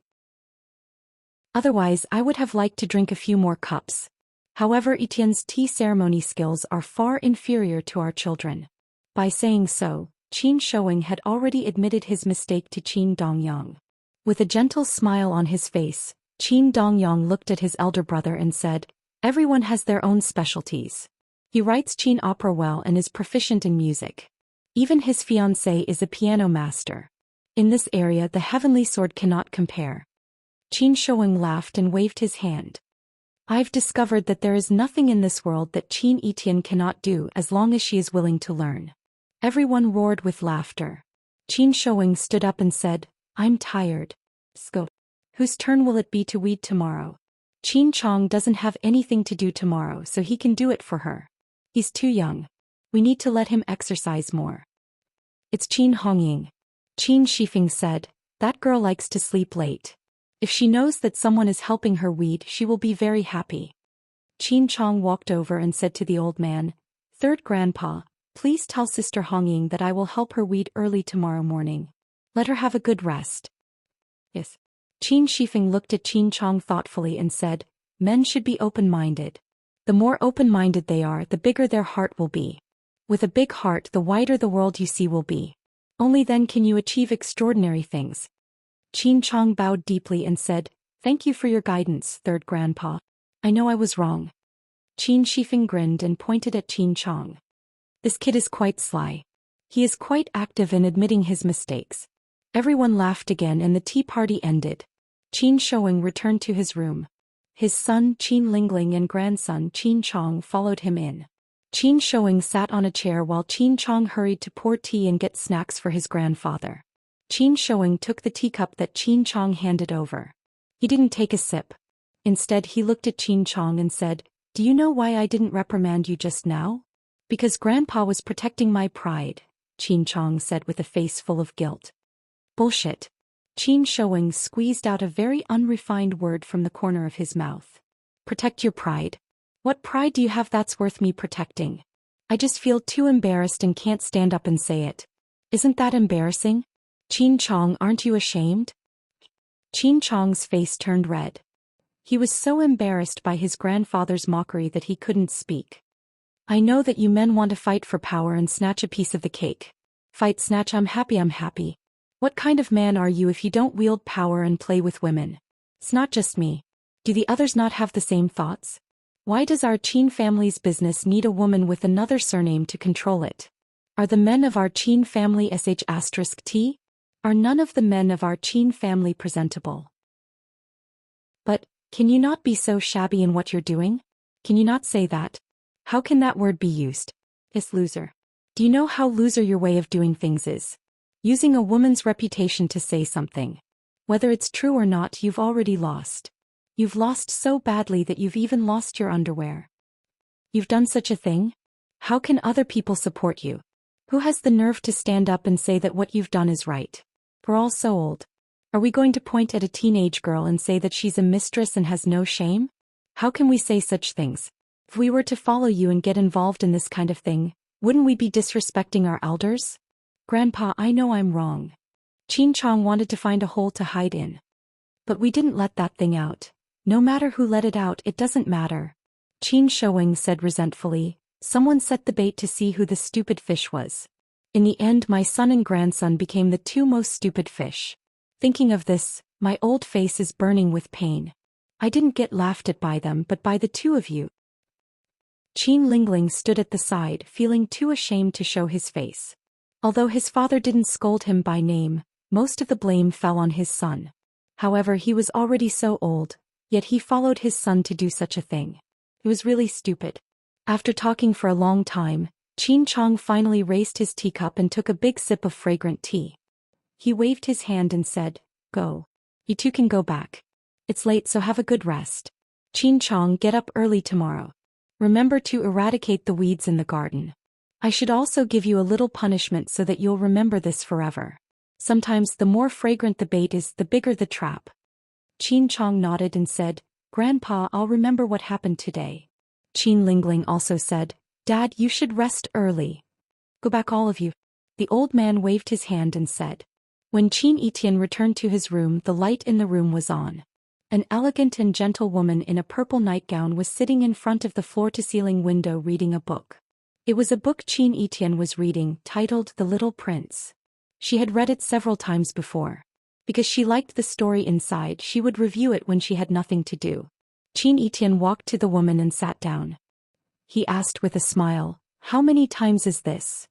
The 4th time, the woman said. I've read it for the 5th time, Qin Etienne said proudly. But I haven't finished reading it for the 5th time. I've been too busy recently. The woman closed the book in her hand, looked at her daughter and said, Have you finished the tea? Yes. Qin Etian nodded and took The Little Prince from his mother's hand. He took a bookmark and put it where his mother had just read it. He said, "The ending has been predestined. It's just a formality." The woman nodded and said, "You won and Qin Chong didn't lose." "I know." Qin Etian nodded and said, "After what happened to Jun Wei and the judgment of the elders tonight, I'm afraid my brothers in the family hate me even more, right? Who asked me to be a woman? A woman should be a good wife and have more children. Why should I be in charge of the family business? You've done all the things that men should do. What do you want them to do? Do you know why I hold on to the power in my hands?" The woman asked.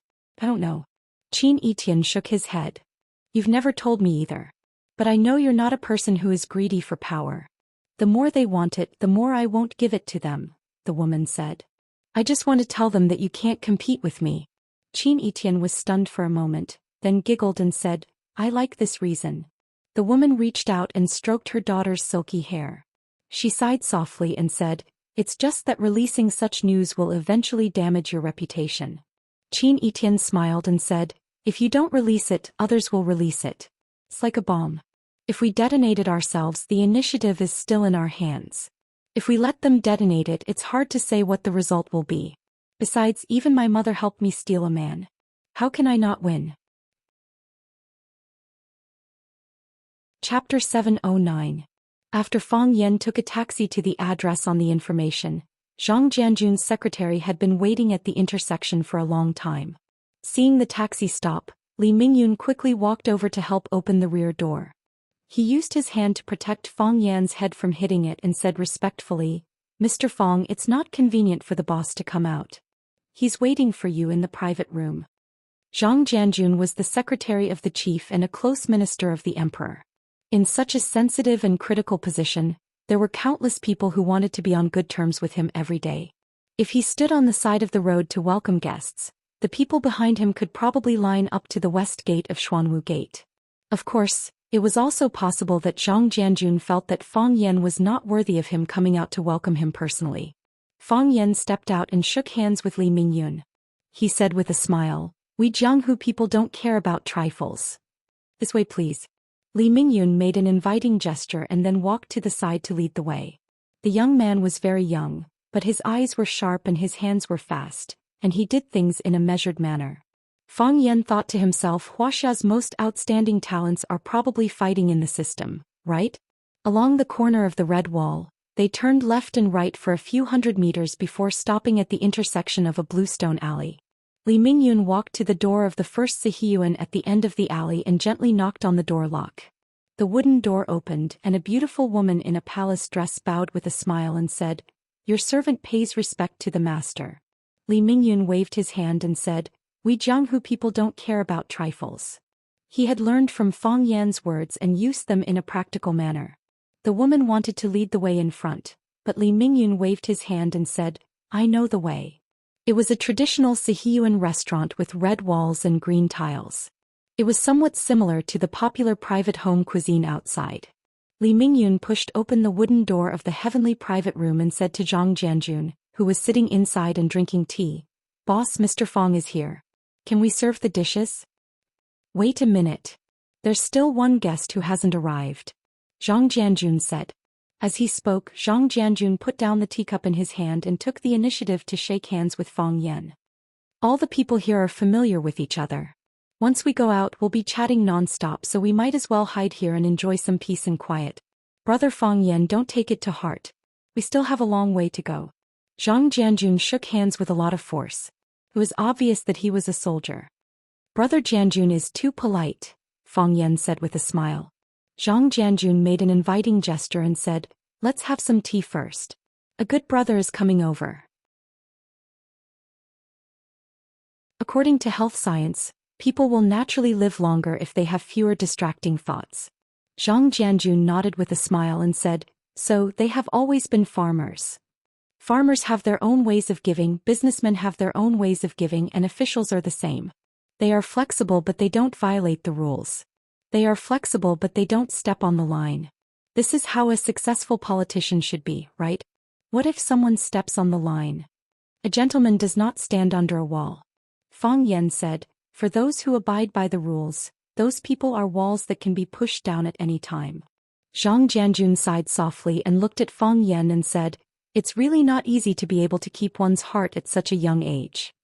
I study Tai Chi. The most basic condition of Tai Chi is to have Qi in one's heart. What kind of Qi is that?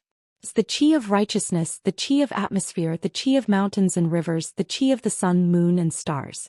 How can a person who walks in the dark all day see the Qi of righteousness, the Qi of mountains and rivers, the Qi of the sun, moon and stars?" Zhang Jianjun was silent for a long time and said, "No wonder the chief thinks so highly of you. You should be an official." Fang Yan shook his head and said, "Any field needs a good person like me who has principles and limits." Zhang Jianjun was stunned for a moment and then burst out laughing. Fang Yan also smiled. As he smiled, his gaze became piercingly cold. There was a murderous aura. This murderous aura was not emitted by Zhang Jianjun, who was beside him, but from outside the door. The murderous aura penetrated the wall and hit the face, which proved that this person was extremely powerful. However, such a powerful person could control his murderous aura, but he didn't hide it, which proved that the other party just wanted to put some pressure on him and didn't mean to hurt him. "The guest is here," Fang Yan said. "Really?" Zhang Jianjun turned around but didn't see the guest. A few seconds later, the door of the room was pushed open, and a young man in black appeared at the door of the room. Before the man entered the room, there was a fierce aura attacking the people in the room. His eyes directly ignored Zhang Jianjun, the host, and swept over to Fang Yan. The two people looked at each other and it felt like an ice knife against a frost sword. The man refused to dodge and Fang Yan couldn't retreat. It was just a staring contest. He had practiced it when he was a child. He didn't believe that he couldn't exhaust him to death. Zhang Jianjun originally wanted to stand up and make an introduction. When he got up, he found that the situation between the two people was not right, so he sat back with a smile on his face. He wanted to see how these two people would end up. 30 seconds, 50 seconds, 1 minute. Li Mingyun appeared at the door again. Looking at the man blocking the door, she said, "Mr. Gongsun, why don't you go in and have some tea?" The man in black broke his disguise and glanced at Li Mingyun with dissatisfaction. He lifted his feet and walked into the private room. Zhang Jianjun got up, looked at the man in black and said, "Gongsun, I've been waiting for you."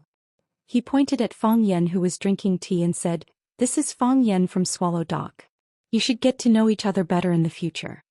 Then he pointed at the man in black and said to Fang Yan, "Gongsun Qi, the disciple of the Divine Dragon. People call him Little Divine Dragon." Fang Yan's expression froze, and the way he looked at Gongsun Qi was filled with killing intent. This was the disciple of the Divine Dragon, Gongsun Qi? He knew that the Divine Dragon had entered the Red Wall a few years ago, becoming a consecrator of the Xian division that was responsible for the safety of the country's leader. It was said that there were several Heavenly Dao realm experts in the Xian division, and the weaker ones could reach the quasi-Heaven Dao realm. Although one would lose some freedom when trapped in the Red Wall, there were countless treasures in the Red Wall. Any request could be satisfied. At their level, not only did they need to rely on self-cultivation, they also needed to rely on herbs and dharma artifacts to cultivate. Just like how some Western magicians needed large family clans to provide them with countless magic crystals, these cultivators also needed all sorts of herbs to nourish their bodies.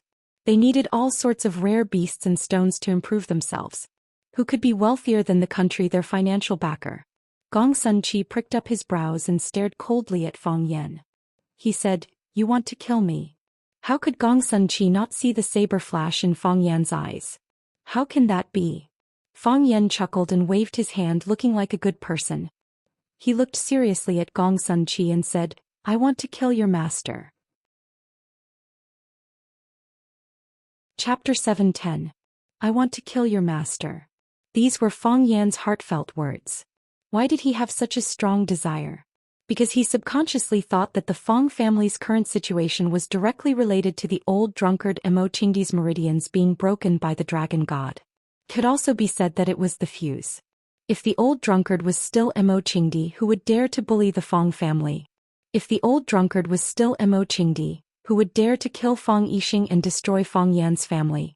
If the old drunkard was still Mo Qingdi, Fang Yan's life would not be so difficult and dangerous now, right? It was like a common scene in TV dramas. The male protagonist was originally from a wealthy family, but his father, the head of the family, was killed by someone. From then on, the family's financial situation plummeted, and he was bullied and looked down upon. The male protagonist's anger soared, and he began to work hard to avenge his father. Fang Yan was the male protagonist in another melodramatic drama. There was someone who could behead someone from 1,000 miles away, and someone who wanted to kill his master while chatting. Zhang Jianjun and Gong Sunqi's expressions changed when they heard Fang Yan's words. Zhang Jianjun looked at Fang Yan with a serious expression and said, "Fang Yan, be careful with what you say. Senior Dragon God is a national treasure, you must not attack him with words." Fang Yan said with a smile, "He is a national treasure, so I can't even scold him now?" Back then, Mo Qingdi was also a national treasure, right? Even the chief took special care of him at that time, right? And the result? Didn't he still get his meridians broken? One can only hear the new laugh who can hear the old cry. Is this the country's attitude towards the old who served the country? Zhang Jianjun shook his head and said, "The situation is different. They were a fair challenge at that time." "I didn't say it was an unfair challenge," Fang Yan said seriously. "When I challenge the dragon god, I hope Brother Jianjun can be our witness." Martial artists valued the relationship between their masters the most. A master was like a father, and Gong Sunqi was no exception. Hearing Fang Yan say that he wanted to kill his master, Gong Sunqi sneered and said, "You're looking at the sky from the bottom of a well, how ridiculous. You can forget about defeating me, yet you still want to challenge my master? I'm afraid you won't be able to withstand the might of my master's sword, right? I know why you hate my master so much.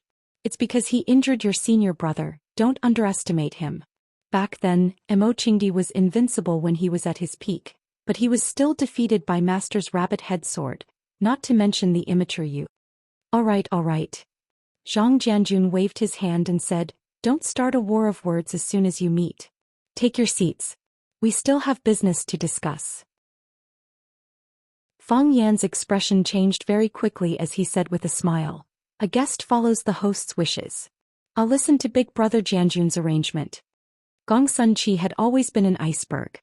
From the moment they met, he had kept a straight face, so no one knew how he was feeling now. Under Zhang Jianjun's arrangement, Fang Yan and Gong Sunqi sat on his left and right respectively. When Li Mingyun saw the guests at the table, he quickly turned around and went out to order the restaurant to serve the dishes. The dishes were all some home-cooked dishes. The ingredients were not extraordinary, but the cooking was very exquisite. Zhang Jianjun looked at Fang Yan and Gong Sunqi and said, "I heard that people in Jianghu like wine. I wonder if you two are interested in drinking a few cups? Shall the three of us drink some white wine?" "We don't agree with each other. No wine." Gong Sunqi directly refused. Fang Yan also looked at Zhang Jianjun with a smile and said, "I like wine, but it depends on who I drink with. How can there be no wine when meeting a good friend? Why don't I accompany Big Brother Jianjun for a drink or two?" Zhang Jianjun nodded and said, "All right. We'll drink a bottle, half a catty each. I don't dare to drink too much. I still have to return to the chief after dinner."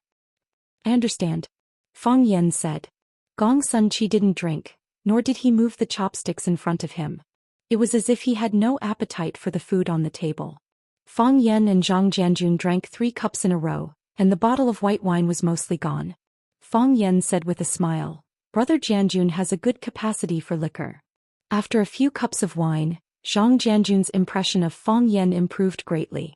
Although he was worried about Gong Sunqi's identity as a disciple of the Divine Dragon, he felt that this guy who liked to pretend to be cool had a low EQ and looked like a fool.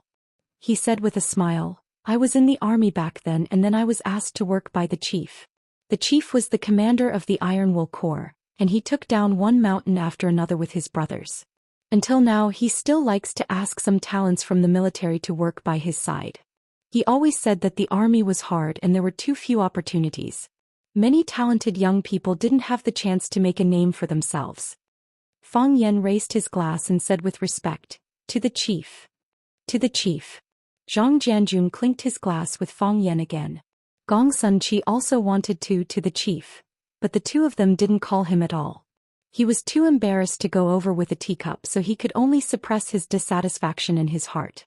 After drinking a bottle of wine, Zhang Jianjun's face turned slightly red, but Fang Yan looked as if nothing had happened. Zhang Jianjun laughed and patted Fang Yan's shoulder hard, saying, I heard you chatting with the chief. You said that the children of Swallow Dock drink with a cup. At that time I thought you were bragging, but now it seems that it's true. Fang Yan smiled modestly and said, You are really good at bragging. You can blow a cow into the air with one breath. I know that Brother Fang Yan didn't drink well today. Let's get together another day. However, there is indeed an urgent matter that requires the two of you to take action today. What is it? Fang Yan asked. Gong Sunqi also looked over curiously.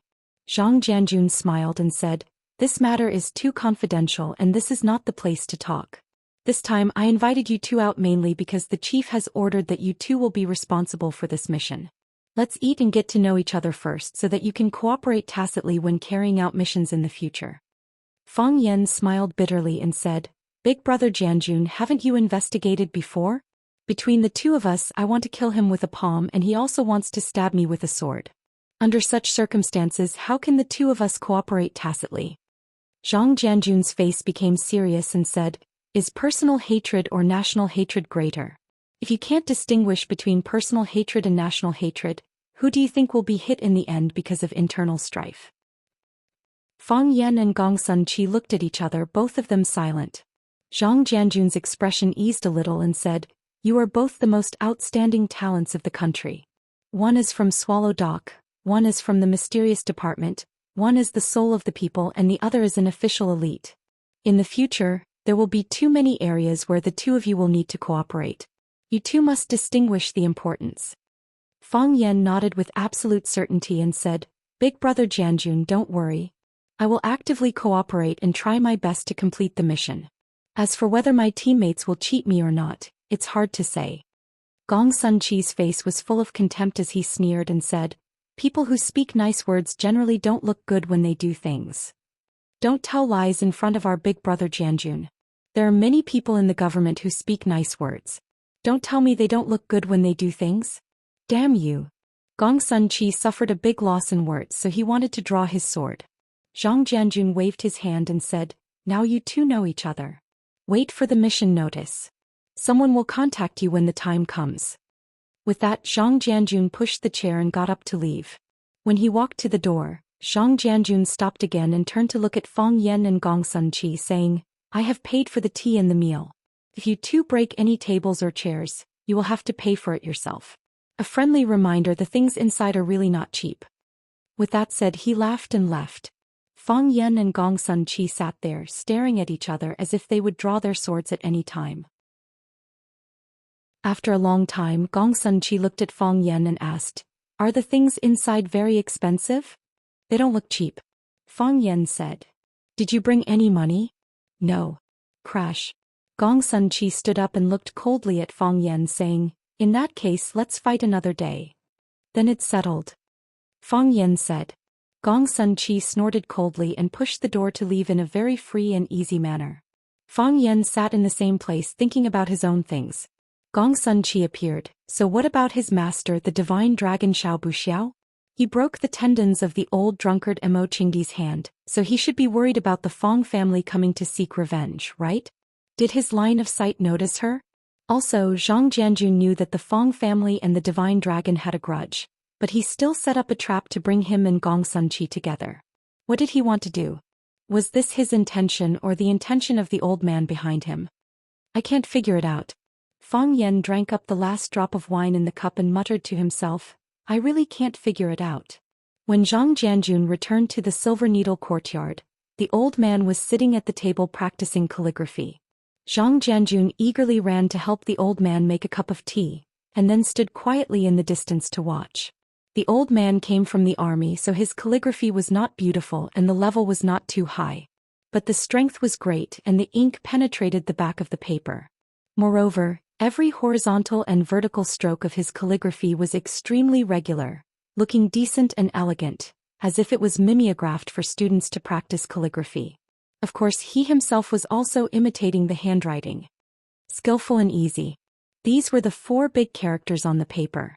Because of the excessive strength at first glance, they looked like 4 big ink balls.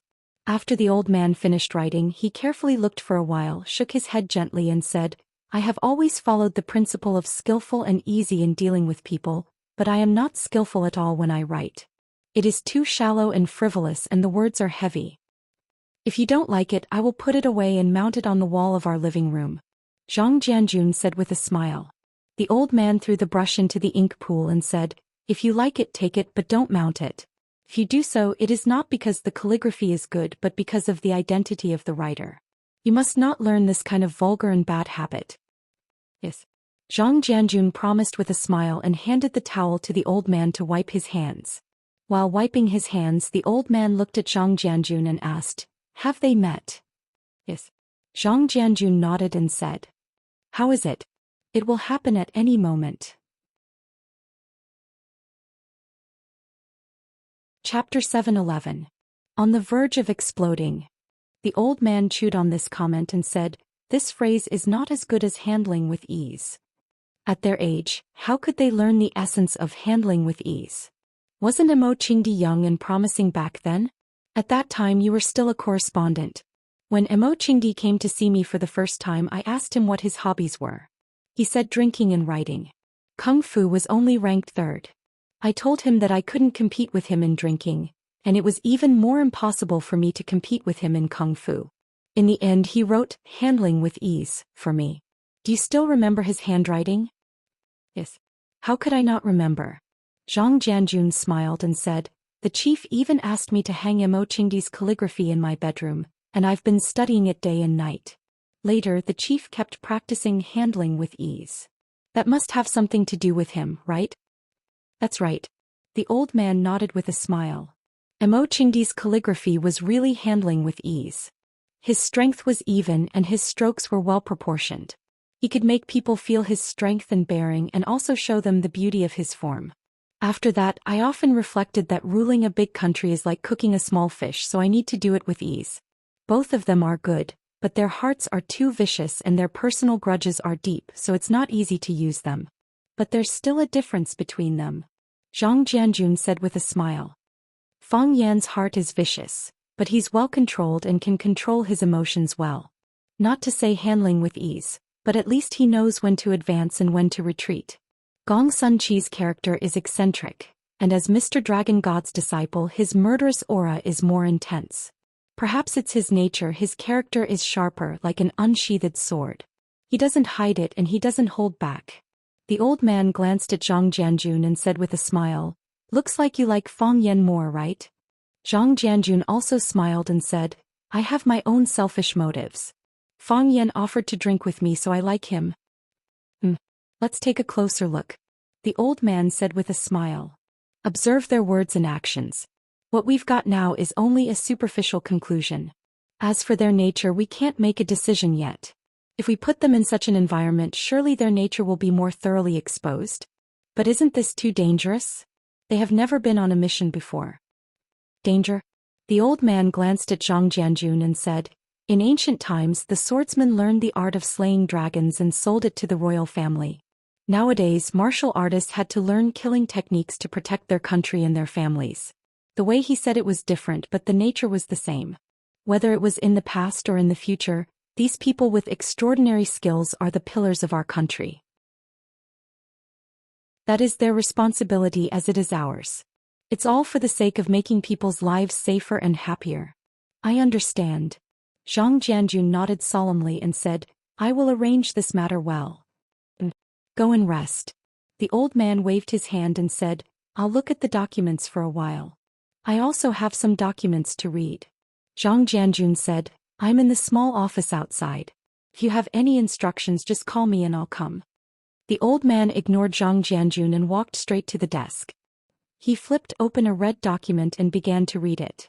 For people like them, there were countless decisions that needed to be made every day, and every decision was related to the people. They couldn't be the slightest bit careless. The news that Jiang Junling had been banished from the Jiang family and his name had been struck off from the Jiang family genealogy had finally spread.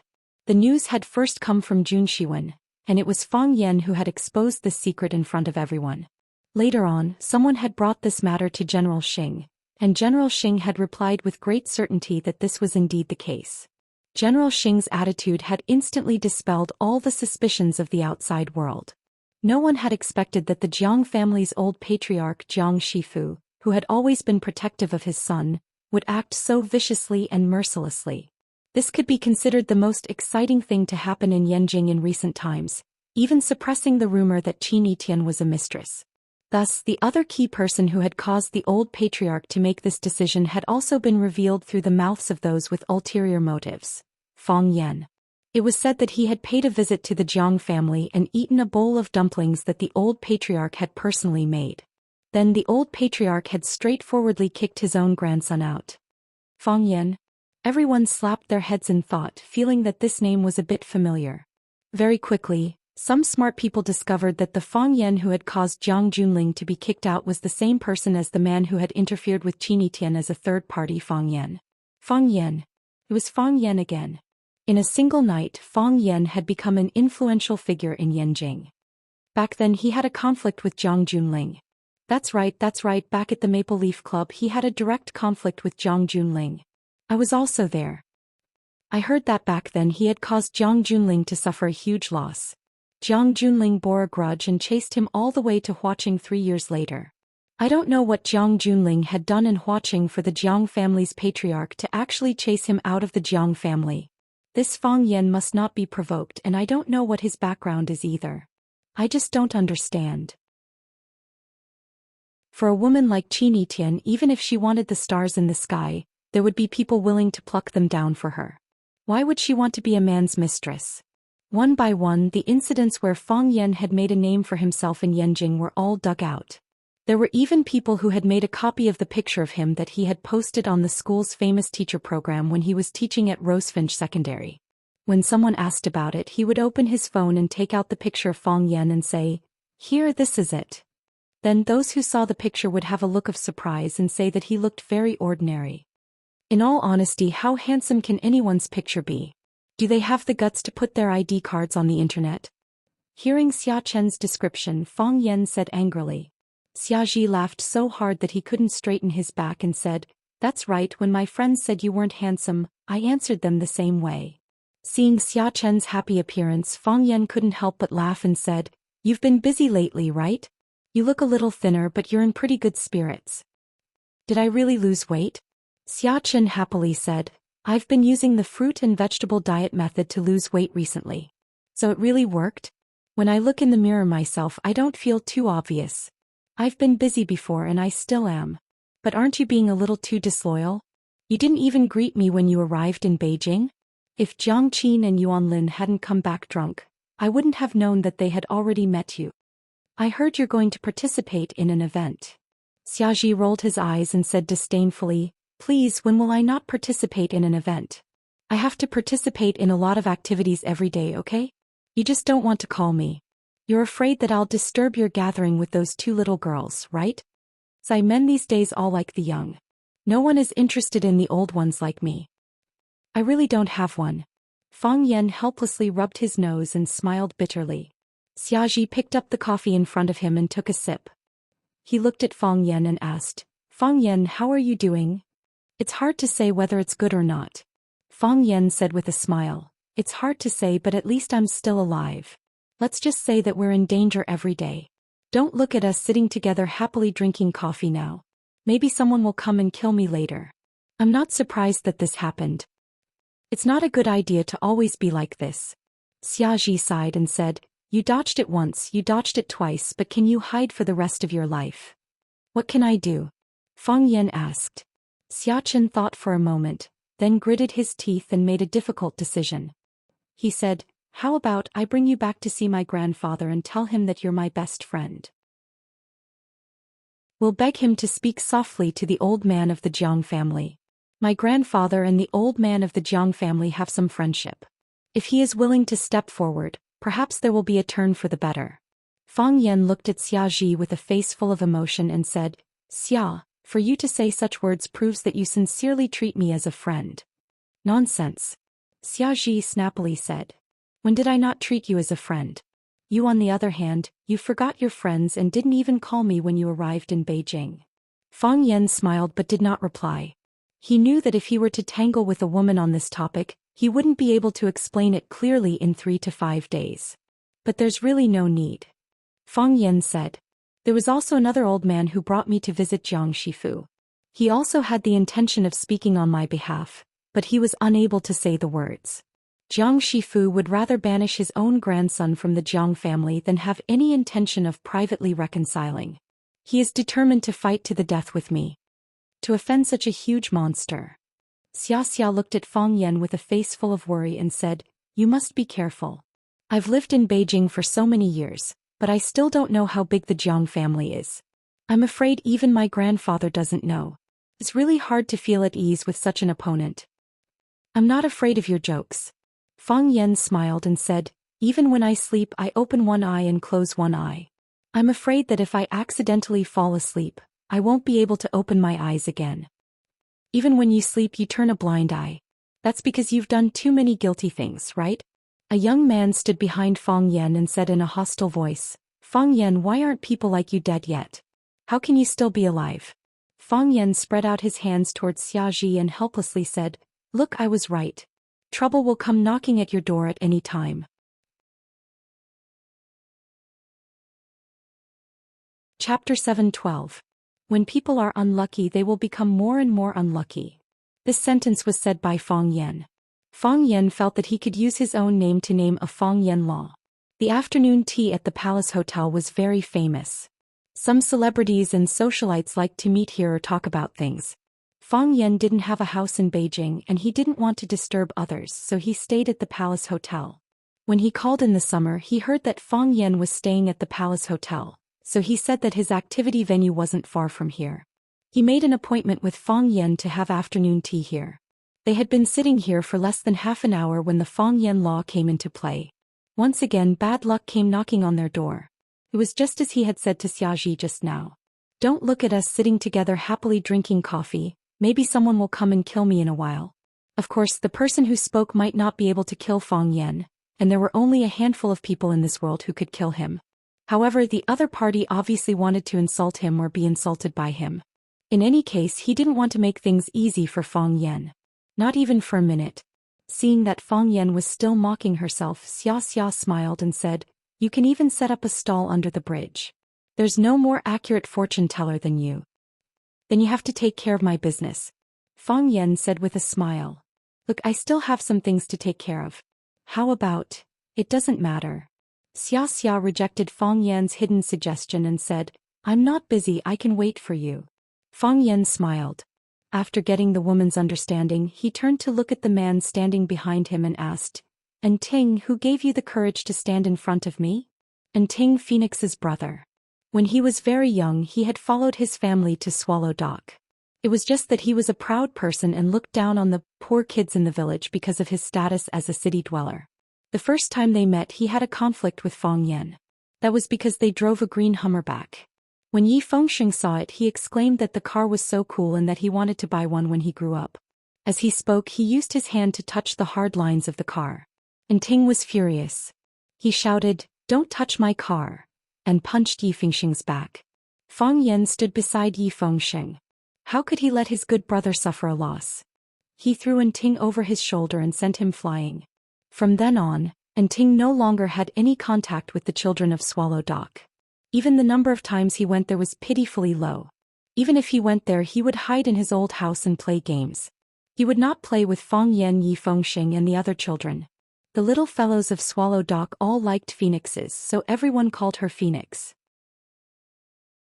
None of Swallow Dock's friends liked Ting, so Li Xiaotian gave him the nickname Crow, who asked him to be disliked. Later, as Ting grew up he became more and more resentful towards Fang Yan for throwing him away. There were 2 times when they met that Fang Yan wanted to be friends with him so that Phoenix would not be in a dilemma. However, when he saw that Ting was looking at him with a murderous look, Fang Yan let go of that thought. You can lower your head to a dog but don't ever think of associating with a wolf. A dog will only bite you once but a wolf will eat you whole without spitting out the bones. After that, the 2 of them did not have any contact. They studied and worked. Fang Yan went to Huaqing and Ting was nowhere to be found. He did not expect that the 2 of them would meet in this hotel restaurant. Moreover, Ting was so murderous that he took the initiative to look for trouble.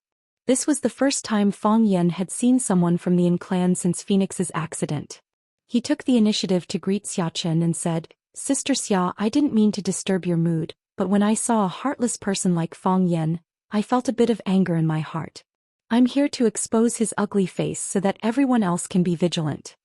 Xiachen was expressionless as he stirred the coffee in his cup with a spoon and said, "That's your private matter. You guys can handle it yourselves."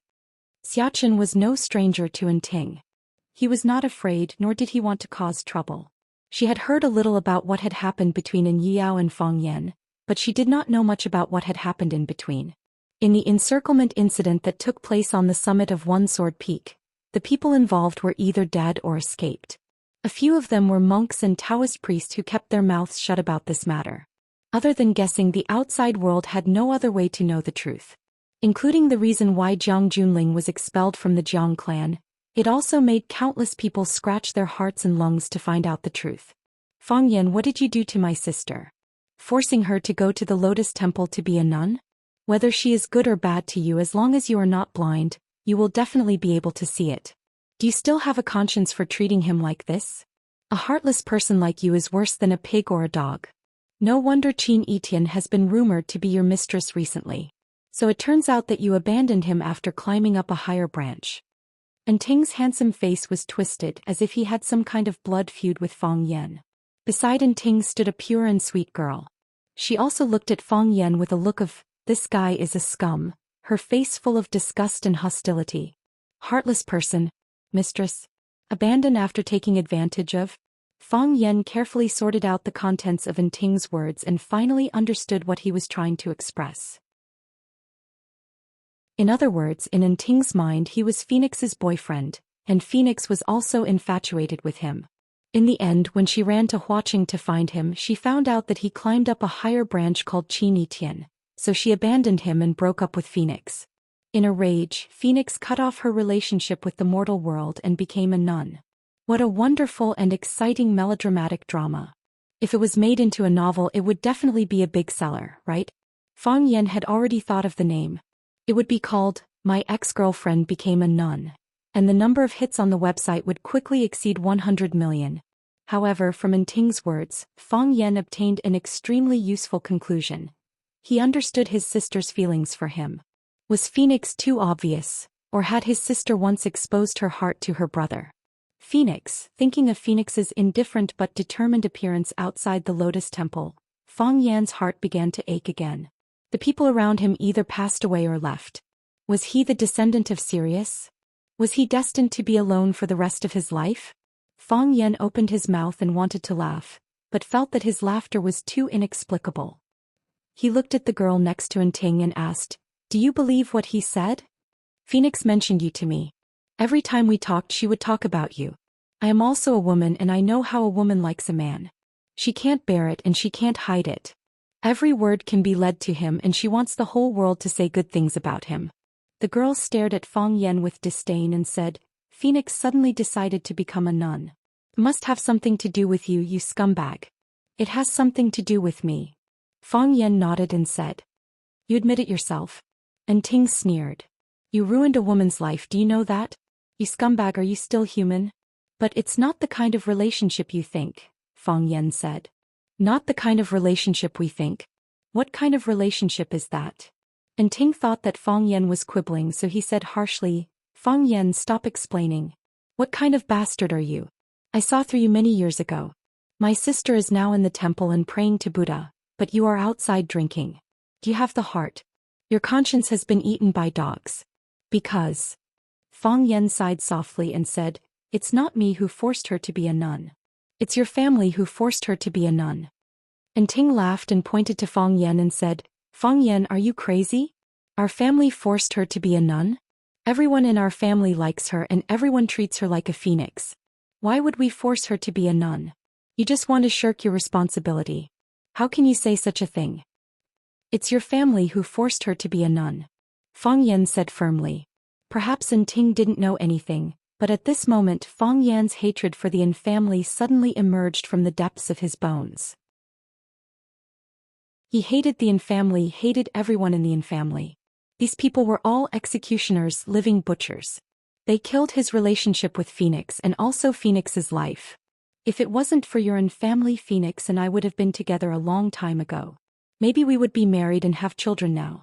If it wasn't for your own family, how could Phoenix force herself to be with a pervert like Bai Xiu? If it wasn't for your own family. Fang Yan didn't know how to tell Ting about what happened that night. It was the scar that Phoenix carved on his heart, and it was also the scar that Phoenix left on her face. That kind of thing was too cruel. If he told Ting about it, everyone's soul would be hurt again. Phoenix had become a nun and she wanted to atone for her sins. How could Fang Yan expose that scandal and turn Phoenix into a cursed and vicious woman? Even in the heart of the victim, she was not a vicious woman. How could he bear to let some insignificant people scold her like that? He didn't want Phoenix to suffer that kind of harm, even if it would make him feel wronged. However, Fang Yan didn't like the feeling of being wronged. That feeling was too uncomfortable. It was as if there was a powerful airflow running wildly in his body, looking everywhere for an exit, wanting to break out of his body. Since his heart was holding back, he had to find a way to vent it. So, Fang Yan picked up the coffee in front of him and splashed it on Ting's angry face. Chapter 7:13. Holding one's breath and then releasing it, tightening and then relaxing. This was the way of Tai Chi after venting his anger. Fang Yan immediately felt refreshed and his thoughts were clear. Even the summer that he was sitting on the opposite side of him, which was originally shining brightly, became 10 times or even dozens of times better than before. Even when he saw the layer of gray coffee juice on Ting's face, Fang Yan felt that he was a little cute and wanted to kiss him. "Ah!" the girl next to Ting exclaimed. He didn't know if it was because her reaction was half a beat slow, or she needed time to think about whether to shout, "Ah" or "yeah." Anyway, Fang Yan felt that the rhythm of her shouting was very unprofessional. It was like after someone slapped you in the face, you should immediately shout, "ah" or "yeah" to match the situation. After someone slapped you in the face, you only shouted, "ah" after 3 hours. Wasn't there something wrong with your brain? It was also because of this reason that Fang Yan didn't like this girl very much. Although her delicate appearance was still in line with Fang Yan's aesthetic standards, he felt that the other party's acting was too exaggerated. However, the effect was achieved in the end. It should be known that most of the people who would come to a place like the Palace Hotel for afternoon tea were socialites or ladies pretending to be socialites. When they ate the pastries, they tasted them in small bites, and when they chewed, they made no sound. When they talked, if you didn't lean in, you wouldn't be able to hear what they were saying. The girl's scream immediately broke the quiet and elegant environment of the Palace Hotel. It was like a murderous howl, and everyone's eyes were attracted to it. The coffee was first poured on Ting's face in pieces, then it began to dilute and spread down his face. The gray juice dripped on Ting's face, neck, clothes. It also slipped into Ting's mouth, which made Fang Yan's stomach turn and he felt waves of nausea. He had already drunk half of that cup of coffee. Was this an indirect kiss? After the girl shouted, she finally realized what she should do. She took out a handkerchief from her pocket and quickly used it to wipe the coffee on Ting's face. Ting grabbed the handkerchief from her hand and wiped his face. His eyes were bloodshot and he stared at Fang Yan and shouted, "Fang Yan, don't go too far." "Who's the one who's going too far?" Fang Yan pushed away the sofa under his butt and stood up.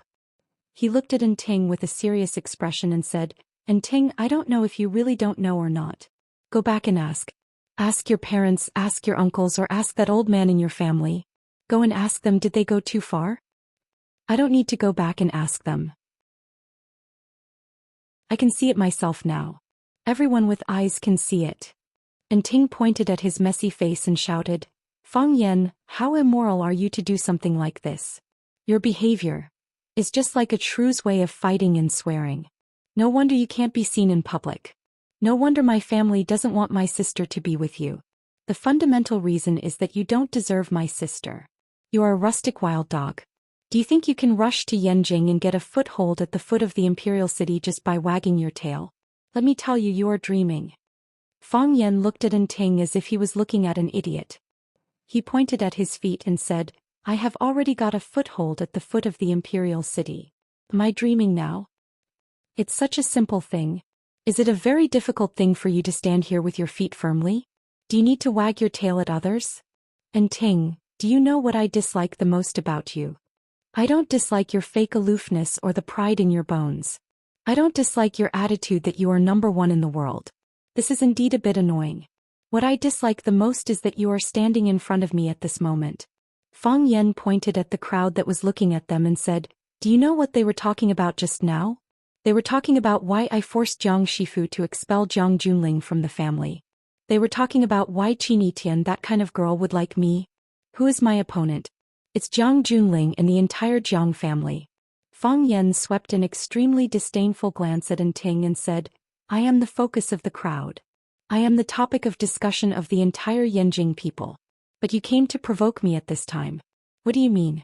You want to use my name to become famous? You want to step on me to rise? Do you think that by doing this, others will think that you have the qualifications to be my opponent? I can splash coffee on your face. Do you have the ability to splash coffee on my face?" Ting breathed heavily. His black pupils darkened and the white of his eyes turned red. His eyes showed a kind of sick blood-red color, like a bloodthirsty wolf or a crazy dog.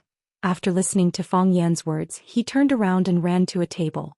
He picked up a lady's coffee and wanted to splash it on Fang Yan's face. Fang Yan reacted quickly. He pushed Ting's little girlfriend in front of him as a shield and said mockingly, "Splash it. Do you have the ability to splash it? You bastard." Ting felt that his bladder was about to explode because of Fang Yan.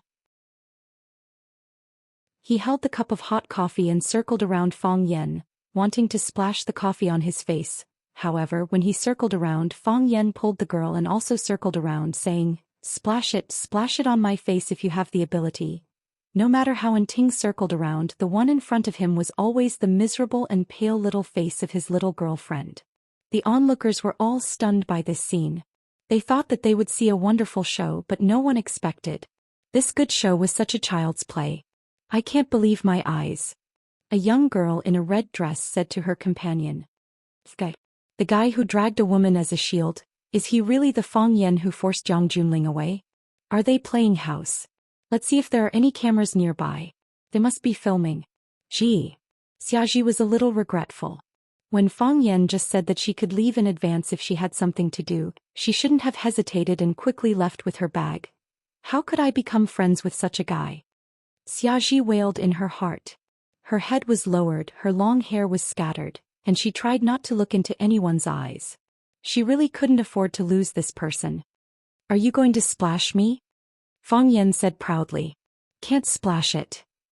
Ting raised the coffee cup in his hand several times, but his little girlfriend exclaimed, "No, Ting doesn't want it," so Ting couldn't pour it down. The hotel staff finally couldn't stand it anymore as the commotion was so joyous and unscrupulous. The security guard at the door and the welcoming girl ran over together. The welcoming girl advised Ting, "Sir, please put down the coffee cup. If you have something to say, let's talk."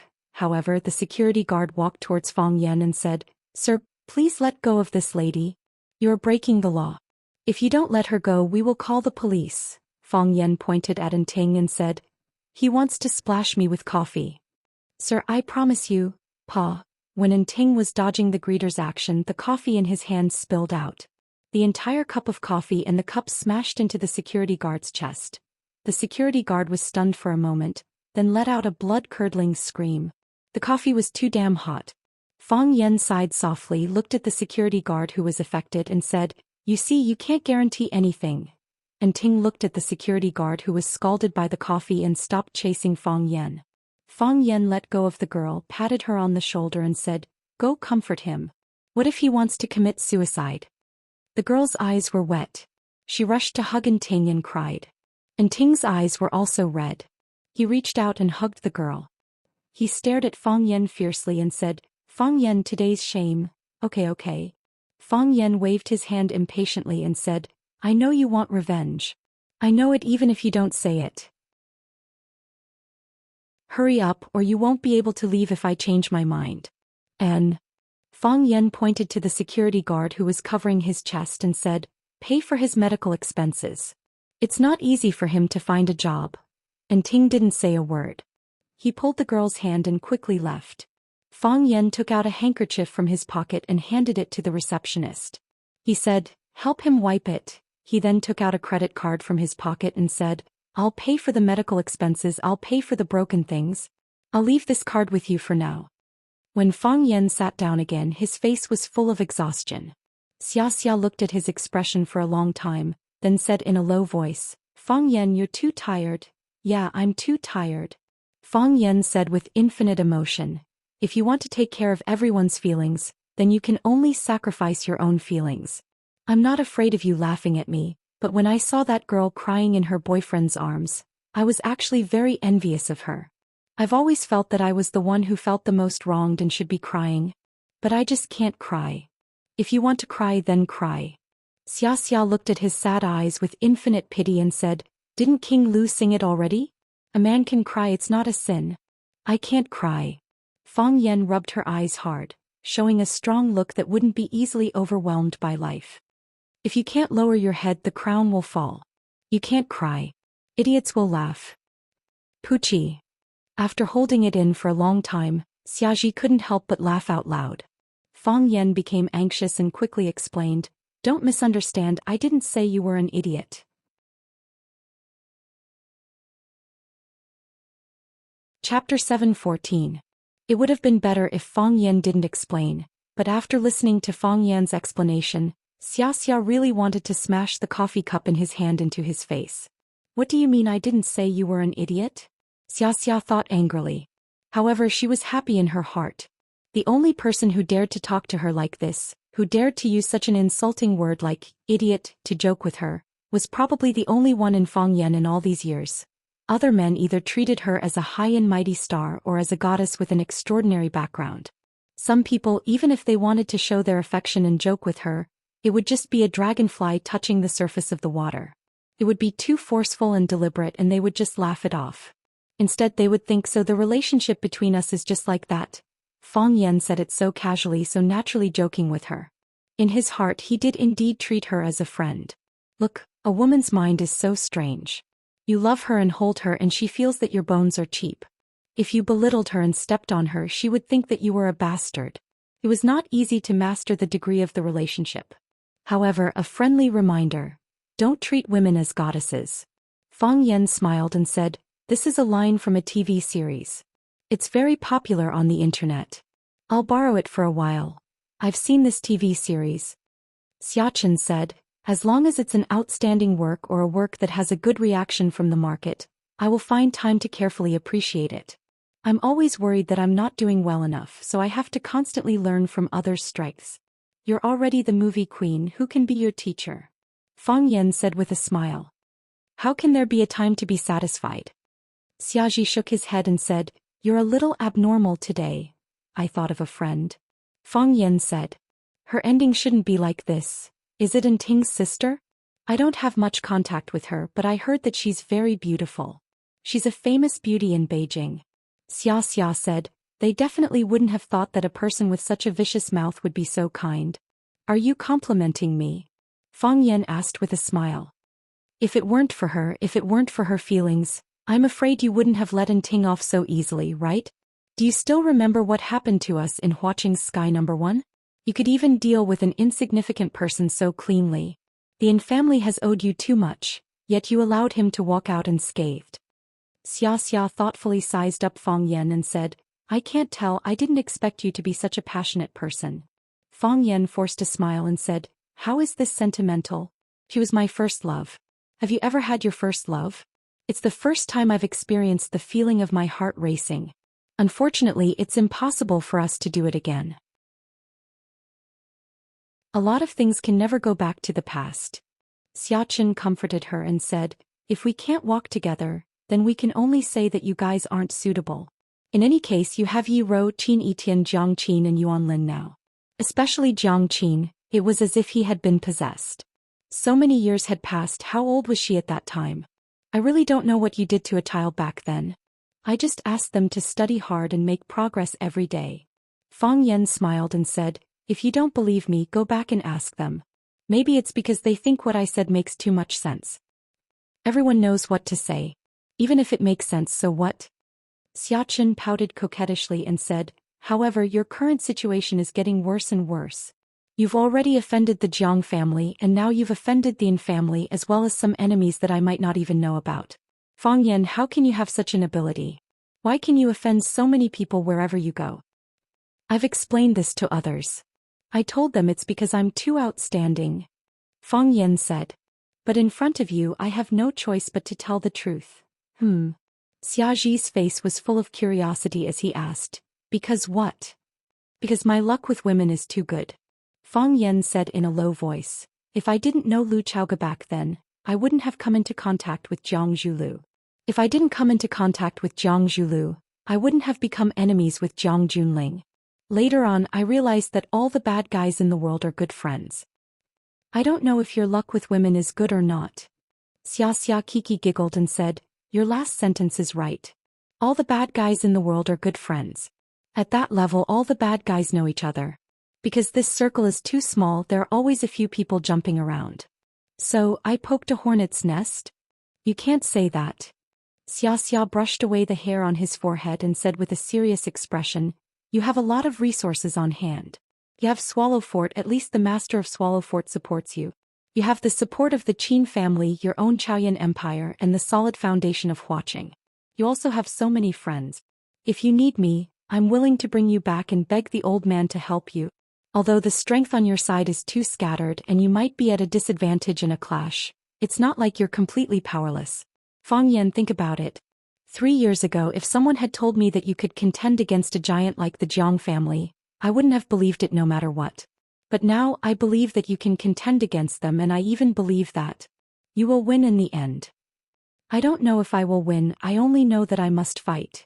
Fang Yan said resolutely, fighting is just a possibility of dying. If you don't fight you will definitely die.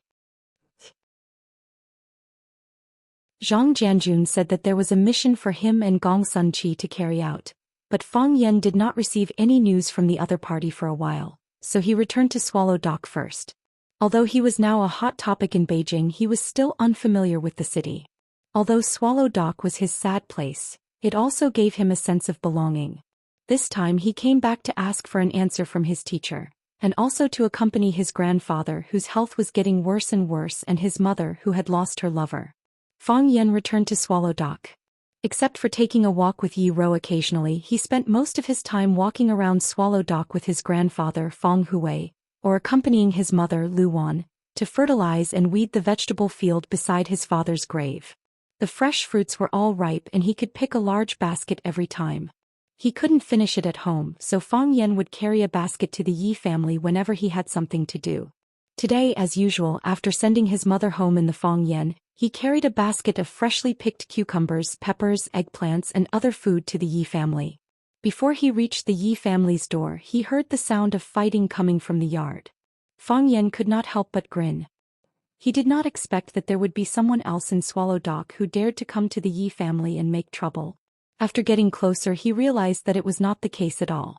Yi Fengxing, don't be a coward, come out. Yi Fengxing, do you think I can't do anything to you if you hide? Let me tell you, if you don't explain yourself today, I will beat you up every time I see you. Yi Fengxing. Don't pull me, Yi Fengxing, you irresponsible coward. Fang Yan found the voice to be familiar.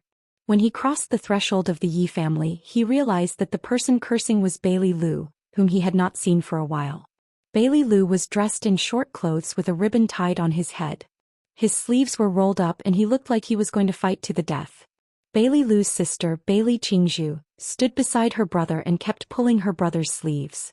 She tried to persuade him in a low voice, but Bailey Lu, who was in a rage, had no intention of listening to her explanation. Fang Yan did not see Yi Fengxing. Instead, he saw a few other juniors standing at the side watching the show. Seeing Fang Yan come in, Yezi came over with a smile and said, "There's a show to watch." "What show?" Fang Yan asked curiously. Unexpectedly, Yezi's face turned red all of a sudden. She glared at Fang Yan angrily and said, "You're so annoying. Did you do it on purpose?" "What do you mean I did it on purpose?" Fang Yan felt even more strange and said, "I just came over, so I don't know what happened. That's why I asked you. Why are you like this?" "I'm ignoring you." Yezi stomped her feet and ran to the backyard. Obviously, she went to inform Yi Ro that Fang Yan was here. Fang Yan touched his nose and smiled bitterly. He handed the basket in his hand to the maid Xiao Mei and said, "Send it to the kitchen." Xiao Mei took it with a smile and said, "Young master, our family has also grown the vegetables you sent. How can they be the same?" Fang Yan said with his eyes wide open. Look at these vegetables. Don't they look different from the vegetables in your house? Xiao Mei looked at them seriously. The maid said, no. Not careful. Fang Yan said, not careful enough. Da Vinci said that there are no two eggs that are exactly the same in the world, and it is impossible for there to be two eggplants that are exactly the same in the world. Stop talking nonsense and quickly send it in. Fang Yan wanted to watch the show from the side, but the show just had to come to him. Yi Fengxing suddenly appeared behind him and whispered in his ear, Little Yan, you have to think of a way to save me. Fang Yan was tall and thin while Yi Fengxing was as fat as a ball. Therefore when he hid behind Fang Yan, it was like a person holding a leaf to cover his body. Sure enough, Bailey Lu discovered Yi Fengxing's whereabouts. He leaped and punched towards where Fang Yan was standing. Chapter 7:15. The fist wind whistled and the powerful qi crisscrossed. A majestic aura swept towards where Fang Yan and Yi Fengxing were standing. It was like a giant tornado had suddenly appeared, engulfing the two of them in an overwhelming manner. A seemingly solid black veil appeared above Fang Yan and Yi Fengxing's heads. That was the place where the wind from the fists gathered. The murderous aura released by the fists tore and collided with the surrounding air, giving off tiny explosive sounds. The murderous aura condensed above their heads and no longer dispersed, waiting for Bailey Lu's fist, which was the real killing move, to arrive and detonate the entire strong wind boundary. The Bailey clan started with their fists and became famous through their fists. The Bailey clan's godly fist was the strongest and most tyrannical fist, and also the fiercest and most courageous fist. Their fist manuals were filled with phrases such as one punch, no return, injuring 3,000 enemies, injuring 800. The peak of the Bailey clan's godly fist technique was when the boxing lunatic Bailey Feng was still alive. Bailey Feng had a nickname called Bailey Lunatic, because his fist technique was exquisite and he fought with no regard for his own life. He was also called Bailey Lunatic. Bailey Feng entered the way with his fists. His 100 miles godly fists were extremely effective in his hands. Countless experts of the Jianghu were sent flying by his fists. They did not even have the strength to resist. For a period of time, there was even a saying that it was better to provoke the awakening celestial sword than to provoke the 100-mile fist. The awakening celestial sword was the famed weapon of Xianxi's swift swordsman Zhou Xian. A single awakening celestial sword was unstoppable. Bai Li Feng used the crazy fist to conquer the heavenly Tao, but he didn't expect that he would really become a madman. After failing to climb the mountain, he spent his days shouting that someone was out to kill him and that he was going to commit suicide. In the end, he really committed suicide. Bailey Feng was the Bailey clan's most likely expert to successfully climb the heavenly way. He was also an expert who was infinitely close to the heavenly way. Bailey Lu's death was a huge blow to the Bailey clan. There was even a saying that godly fists do not enter the path. The godly fist could not enter the Tao. The people of the Bailey clan refused to accept this. Generation after generation worked hard, risking their lives, thinking of using their clan's ultimate arts to climb the heavenly Tao. Unfortunately, the world was mostly like this. You wouldn't be rewarded just because you put in the effort. To this day, the Bailey family still did not have a single fist master who could successfully climb the heavenly Tao. This was also the reason why Bailey Lu was so crazy. He toured the famous mountains and rivers all day long, looking for heroes all over the world to challenge. The pressure was huge. However, even if you're crazy, it's fine if you challenge others, but you can't just hit anyone you see, right? What if I can't beat you? Fang Yan cursed in his heart. Fang Yan, save me. Yi Fengxing shouted from behind. Bailey Lu was obviously coming for Yi Fengxing, but Yi Fengxing's strength was not as good as Bailey Lu's. Moreover, he had a guilty conscience, so how could he have the courage to fight? Therefore, he placed his hopes on Fang Yan, who was standing in front of him. Fang Yan was his good brother and Fang Yan was his cousin-in-law. Fang Yan's kung fu was good and Fang Yan's character was wonderful. Fang Yan would not leave them in the lurch. Although Yi Fengxing's face was full of shock, his heart was calm. He knew that Fang Yan would help him take this punch. Fang Yan gathered his energy in his dantian and took a step forward with his right foot. Yi Fengxing's eyes were mesmerized and he was very touched. His guess was right. Fang Yan had fought back. Fang Yan had fought back. If there was trouble, look for Fang Yan. Fang Yan would let you not be bothered anymore. Fang Yen tiptoed with his right foot and leaped high into the air. He struck out with his palm and pierced through the black gauze above his head. So cool. Yi Fengxing crossed his arms in front of his chest, and there were hot tears in his eyes. Fang Yan's counterattack was so cool and he jumped so high. Something's wrong. Yi Fengxing's chubby cheeks suddenly puffed up. This was because he realized that Fang Yan had been flying all this time. He was like a rocket that had been shot straight up into the sky. Based on his reaction and flying height, if he didn't fly up into the sky like Zhou Xian did, and then rush down to kill Bai Lilu with the Buddha's palm, then there was only one possibility. He ran away. He actually ran away. Yi Fengxing's hair stood on end, and he felt like his whole body was about to explode. When Yi Fengxing realized that something was wrong, it was already impossible to turn around and run away. He gritted his teeth and suddenly gathered his strength. He took 2 steps forward and clenched his fists to meet Bai Lilu's punch. Too late. Bai Lilu's fist was already in front of Yi Fengxing's face. Fang Yan. Yi Fengxing roared in anger. Their fists collided. However, without any surprise, Yi Fengxing's body was like a rolling gourd as he tumbled backwards. One was prepared and the other was a hasty response. One was ready to attack and the other was an idiot. It was obvious that Yi Fengxing was no match for Bai Lilu. Gotcha. He knocked over a ginkgo tree in the yard and his body fell heavily into the nursery. Fang Yan. Yi Fengxing lay on the small sapling and cried out Fang Yan's name. Aren't we friends? Aren't we friends? Aren't we people who love each other? Why did you do this to me? Why did you jump so high? Fang Yan stood in the corner of the yard and snatched half of the cucumber from Ye's hand. He took a bite and said, I haven't seen you for a long time and Bai Lilu's punching skills have improved. This punch is not flashy, not frivolous and not opportunistic. It uses strength as the bone, courage as the flesh and one punch. Ouch. Fang Yan touched the arm that Yi had pinched and looked at Yi angrily. He said, didn't I just snatch half of your cucumber? Did you have to use so much strength? I was the one who brought this cucumber to you just now. Fang Yan, you still have the nerve to say that? Who wants the cucumber? Did I pinch you because of the cucumber? Yi looked at Fang Yan with disdain and said, Yi Fengxing is your good friend and brother. When he was in danger you actually ran away. I didn't run away. Fang Yan explained, I was still watching from the side. Watching him get beaten up? Fang Yan nodded and said, men always have to experience this day. Fang Yan smiled and chewed on the cucumber.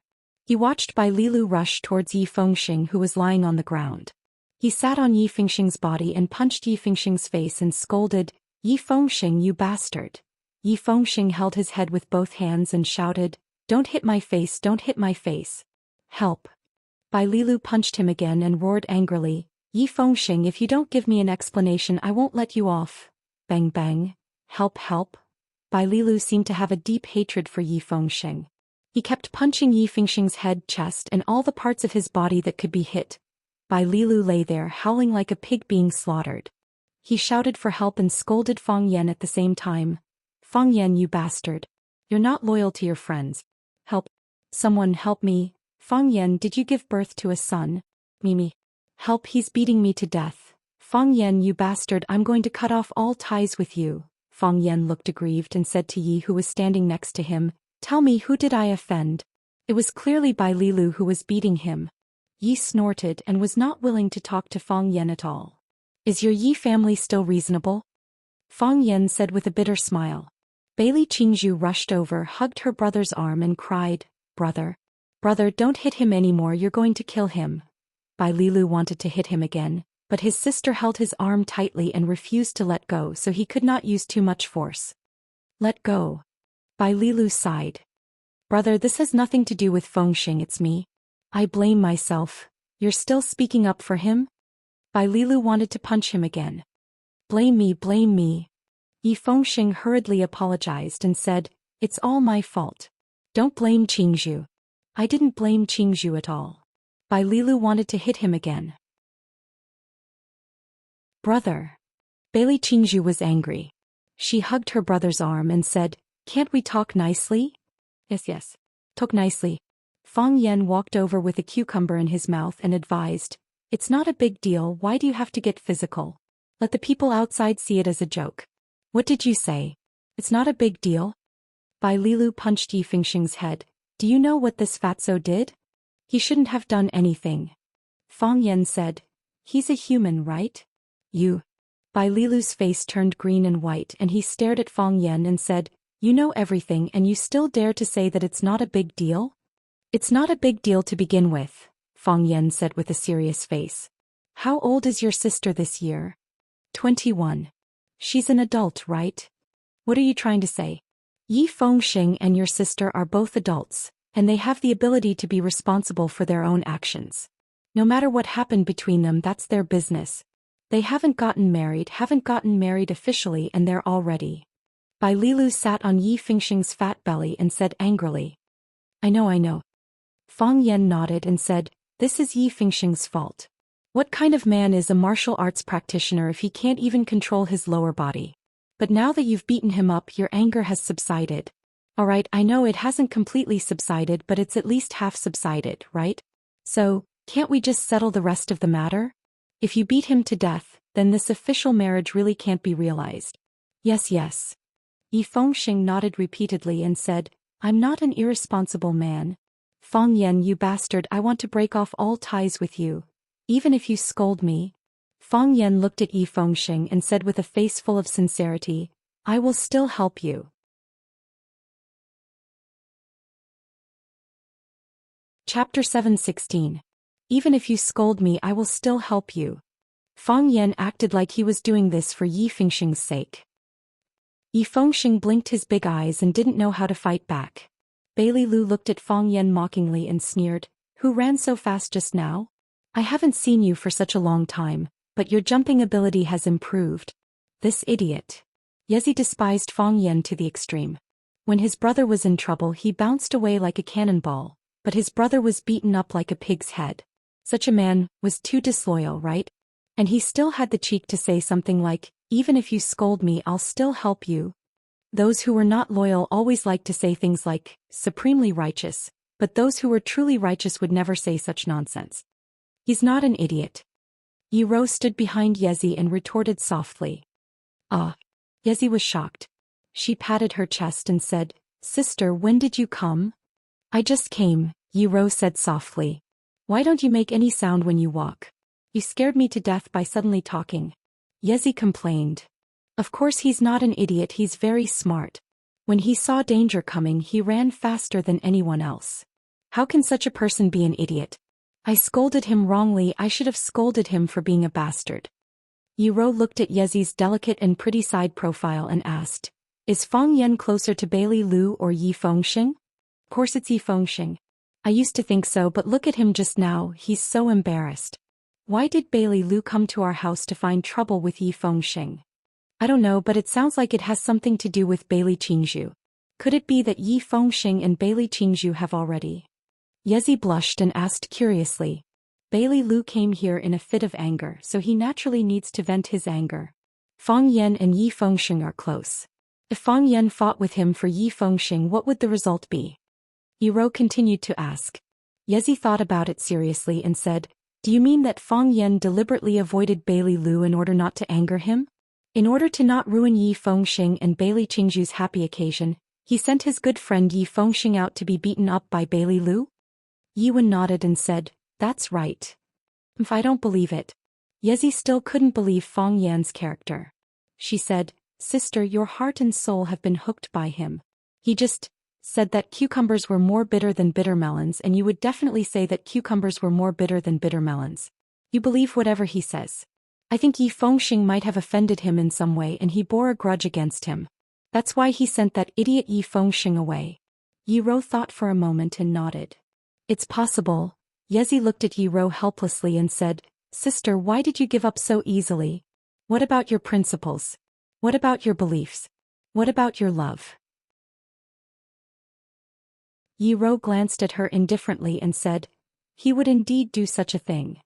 Fang Yan saw that Yi Ro had arrived, but he didn't know what they were talking about.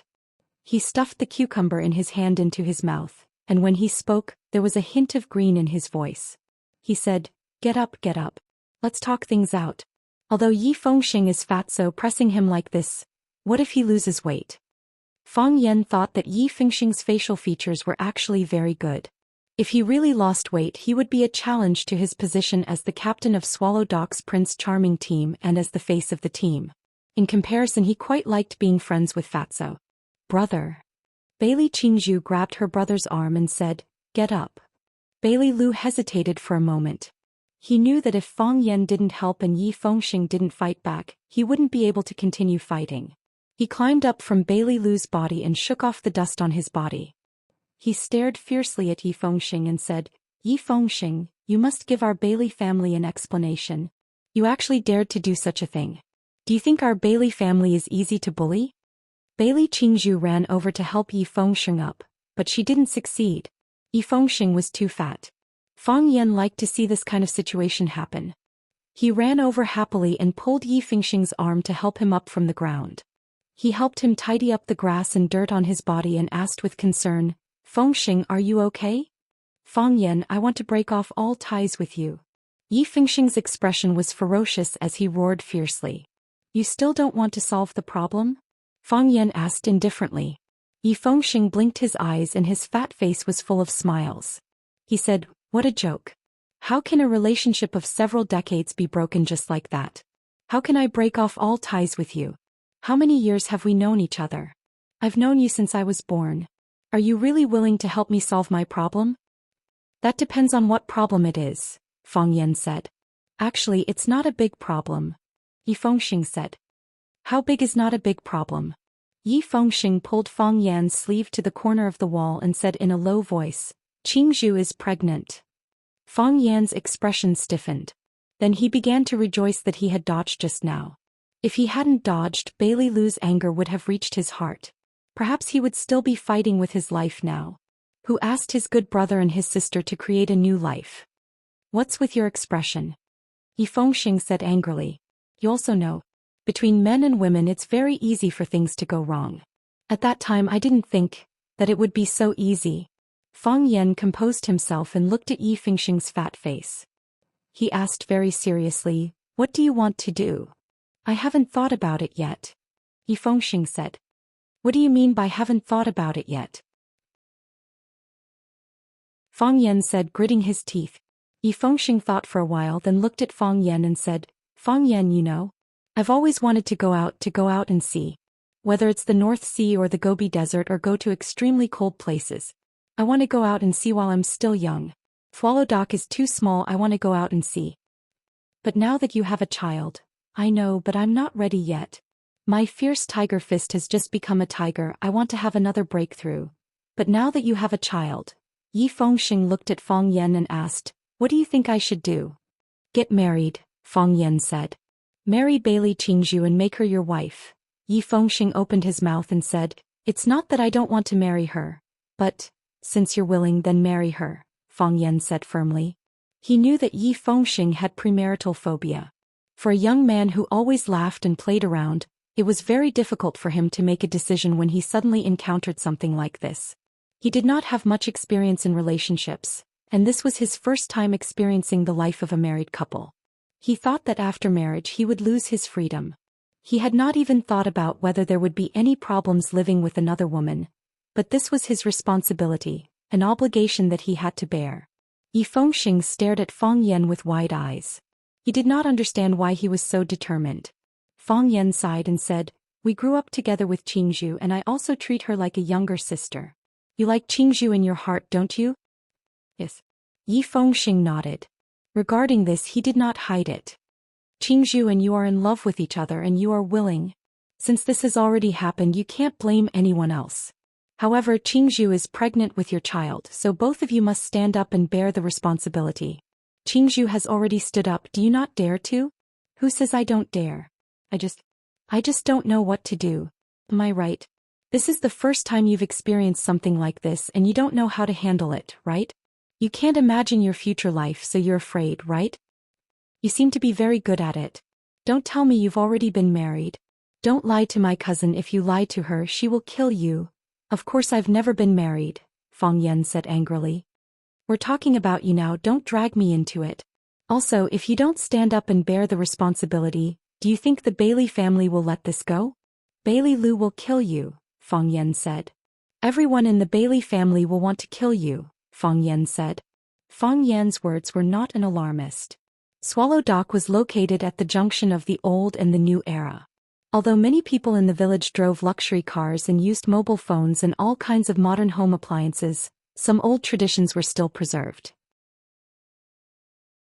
Furthermore, every family valued their reputation very much. A young woman getting pregnant before marriage was considered a big deal in Swallow Dock. A very, very big deal. This was also the reason why Bailey Lu came to the Yi family to beat them up after he got the news. And until now, no one in charge of the Yi family had come out to scold him. Everyone knew that the Yi family was in the wrong, so they had to let the Bailey family calm down first. Fang Yan tidied up Yi Fengxing's clothes and said with a smile, "Fengxing, you've grown up and we've all grown up.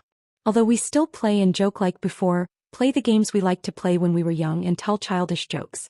But there are some responsibilities that we have to bear. You have a child and you're the father of a child. So you have to stand up, marry the woman you like and give your child a warm home. I think this is much braver and greater than you going to the North Sea, the Gobi Desert and the Arctic."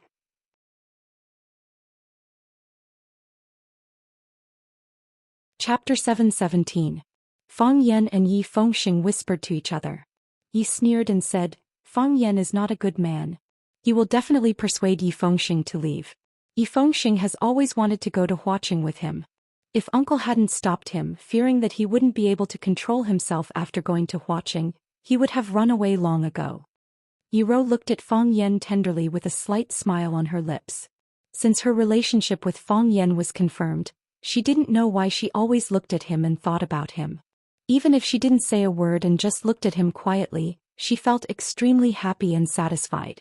Hearing Yi Rou's words, Yi Rou shook her head gently and said, "Fang Yan is not such a person. Sister, why are you speaking for him again? Have you forgotten? How many girls came to see him when he was in mourning in Swallow Dock? Jiang Qin and Yuan Lin don't need to be mentioned. They would come every few days. Teacher and student relationship? Which student would treat their teacher like this?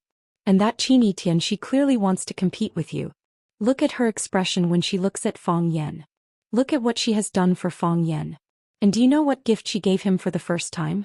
Fang Yingxiong secretly told me that the so-called red heart black jade was priceless. It was said that a small piece could buy a courtyard house in Yanjing City. Also, that black turtle ointment, the two big red dragons that the Fang family raised in the living room. Aren't they ashamed? A girl gave so many gifts for the first time. Does she want to buy a man? That's too much." The more Yi Rou said, the angrier she became.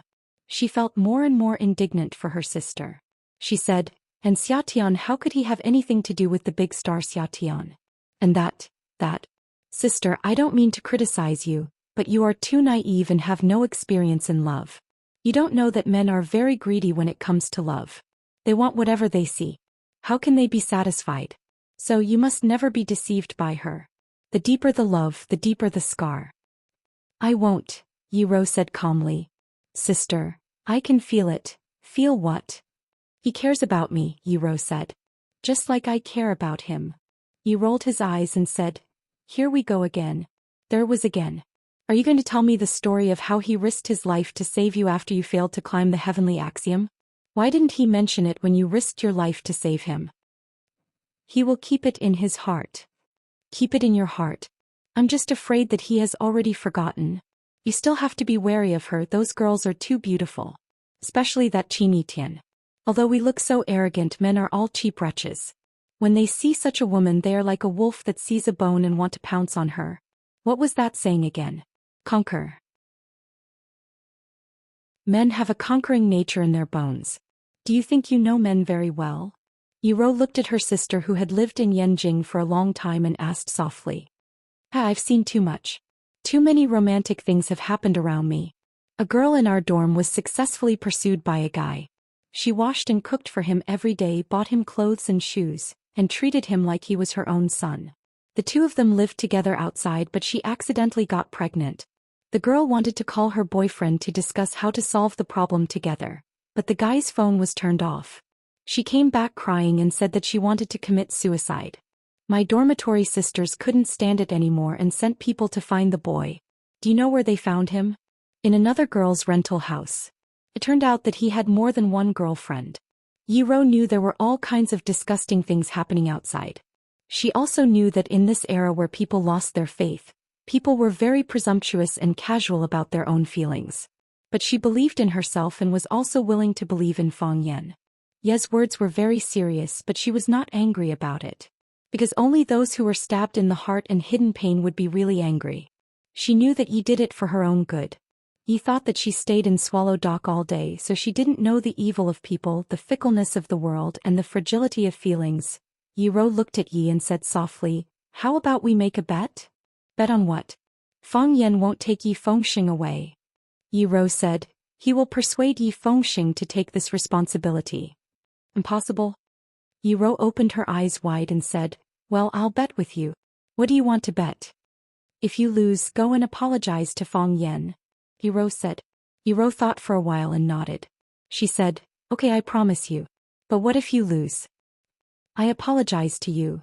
No, you're my sister. I don't want you to apologize for me." Yi Rou rolled her dark eyes and thought quickly. She said, "If you lose, you'll go shopping with me in Yanjing for a day. I can arrange the whole day. How about it?" Yi Rou thought for a while. Although she didn't like shopping, she still agreed. She said, "Okay. I'd like to see if Fang Yan is like what you said." Hey, he took Yi Fengxing to see Bailey Lu. Fang Yan took Yi Fengxing and walked in front of Bailey Lu and Bailey Qingzhu. Bailey Lu frowned and said, "Fang Yan, what are you two whispering about? This matter needs to be resolved by the elders of the Yi family. Can you handle it on behalf of the Yi family?" Fang Yan smiled and waved his hand. He said, "This matter doesn't need to be resolved by some elder. It needs to be discussed and decided by the two parties involved." Fang Yan looked at Bailey Qingzhu and said, "Qingzhu's meaning is already very clear. As brothers we can also do it." Bailey Qingzhu blushed. She also felt that she had lost face after such a thing happened. The elders of the family still didn't know, but her brother, who had just returned from outside, understood the details. Her brother's personality was insolent. Once he heard of this, he flew into a rage and ran to the Yi family to seek justice for her. Bailey Qingzhu was almost angered to death by her brother's idiocy.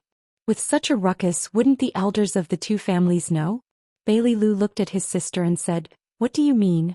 You want to say that my sister must marry Yi Fengxing no matter what?" No. Yi Fengxing hurriedly explained. He looked sincerely at Bailey Qingzhu and said, "It's me who must marry her no matter what." Yi Fengxing knelt on one knee and looked into Bailey Qingzhu's eyes. He said, "Little Zhu, you know my feelings for you. I also understand your feelings for me.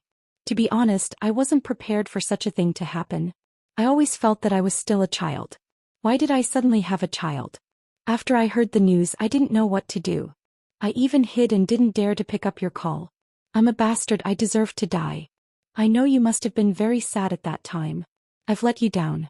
I also felt very sad in my heart. I felt that no matter what, as a man, I should have stood up at that time, hugged you and said it's okay. We'll bear this together.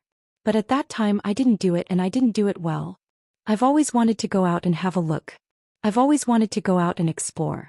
I've always wanted to train our Yi family's ferocious tiger fist to the middle stage of tiger. I've always felt that there are still many things that I haven't done. I've always thought that I still have a very, very long time, but you suddenly told me that we have a child. I thought we're going to get married." Yi Fengxing's eyes reddened. He reached out and held Bailey Qingzhu's small hand tightly. He said, "Even now I'm still not prepared, but I'm willing to bear it with you. I want to marry you, I want to make you my wife. I want to raise this child with you. Just now Fang Yan told me that to stand up and marry the woman you like to give your child a warm home is much braver than going to the North Sea, the Gobi Desert, or the extremely cold land, and much more noble. I don't care if it's brave or not, and I don't care if it's noble or not, I just want to do it. Because this is what I think in my heart. I want to marry you, I want to make you my wife, I want to be the child's father." The muscles on Fang Yan's face twitched again and again. "This bastard, how can you change your lines so casually? Although the effect is better after you changed it, but have you ever thought about my feelings? Stepping on your friend's shoulders to show off your own greatness, is this really a man's way of doing things?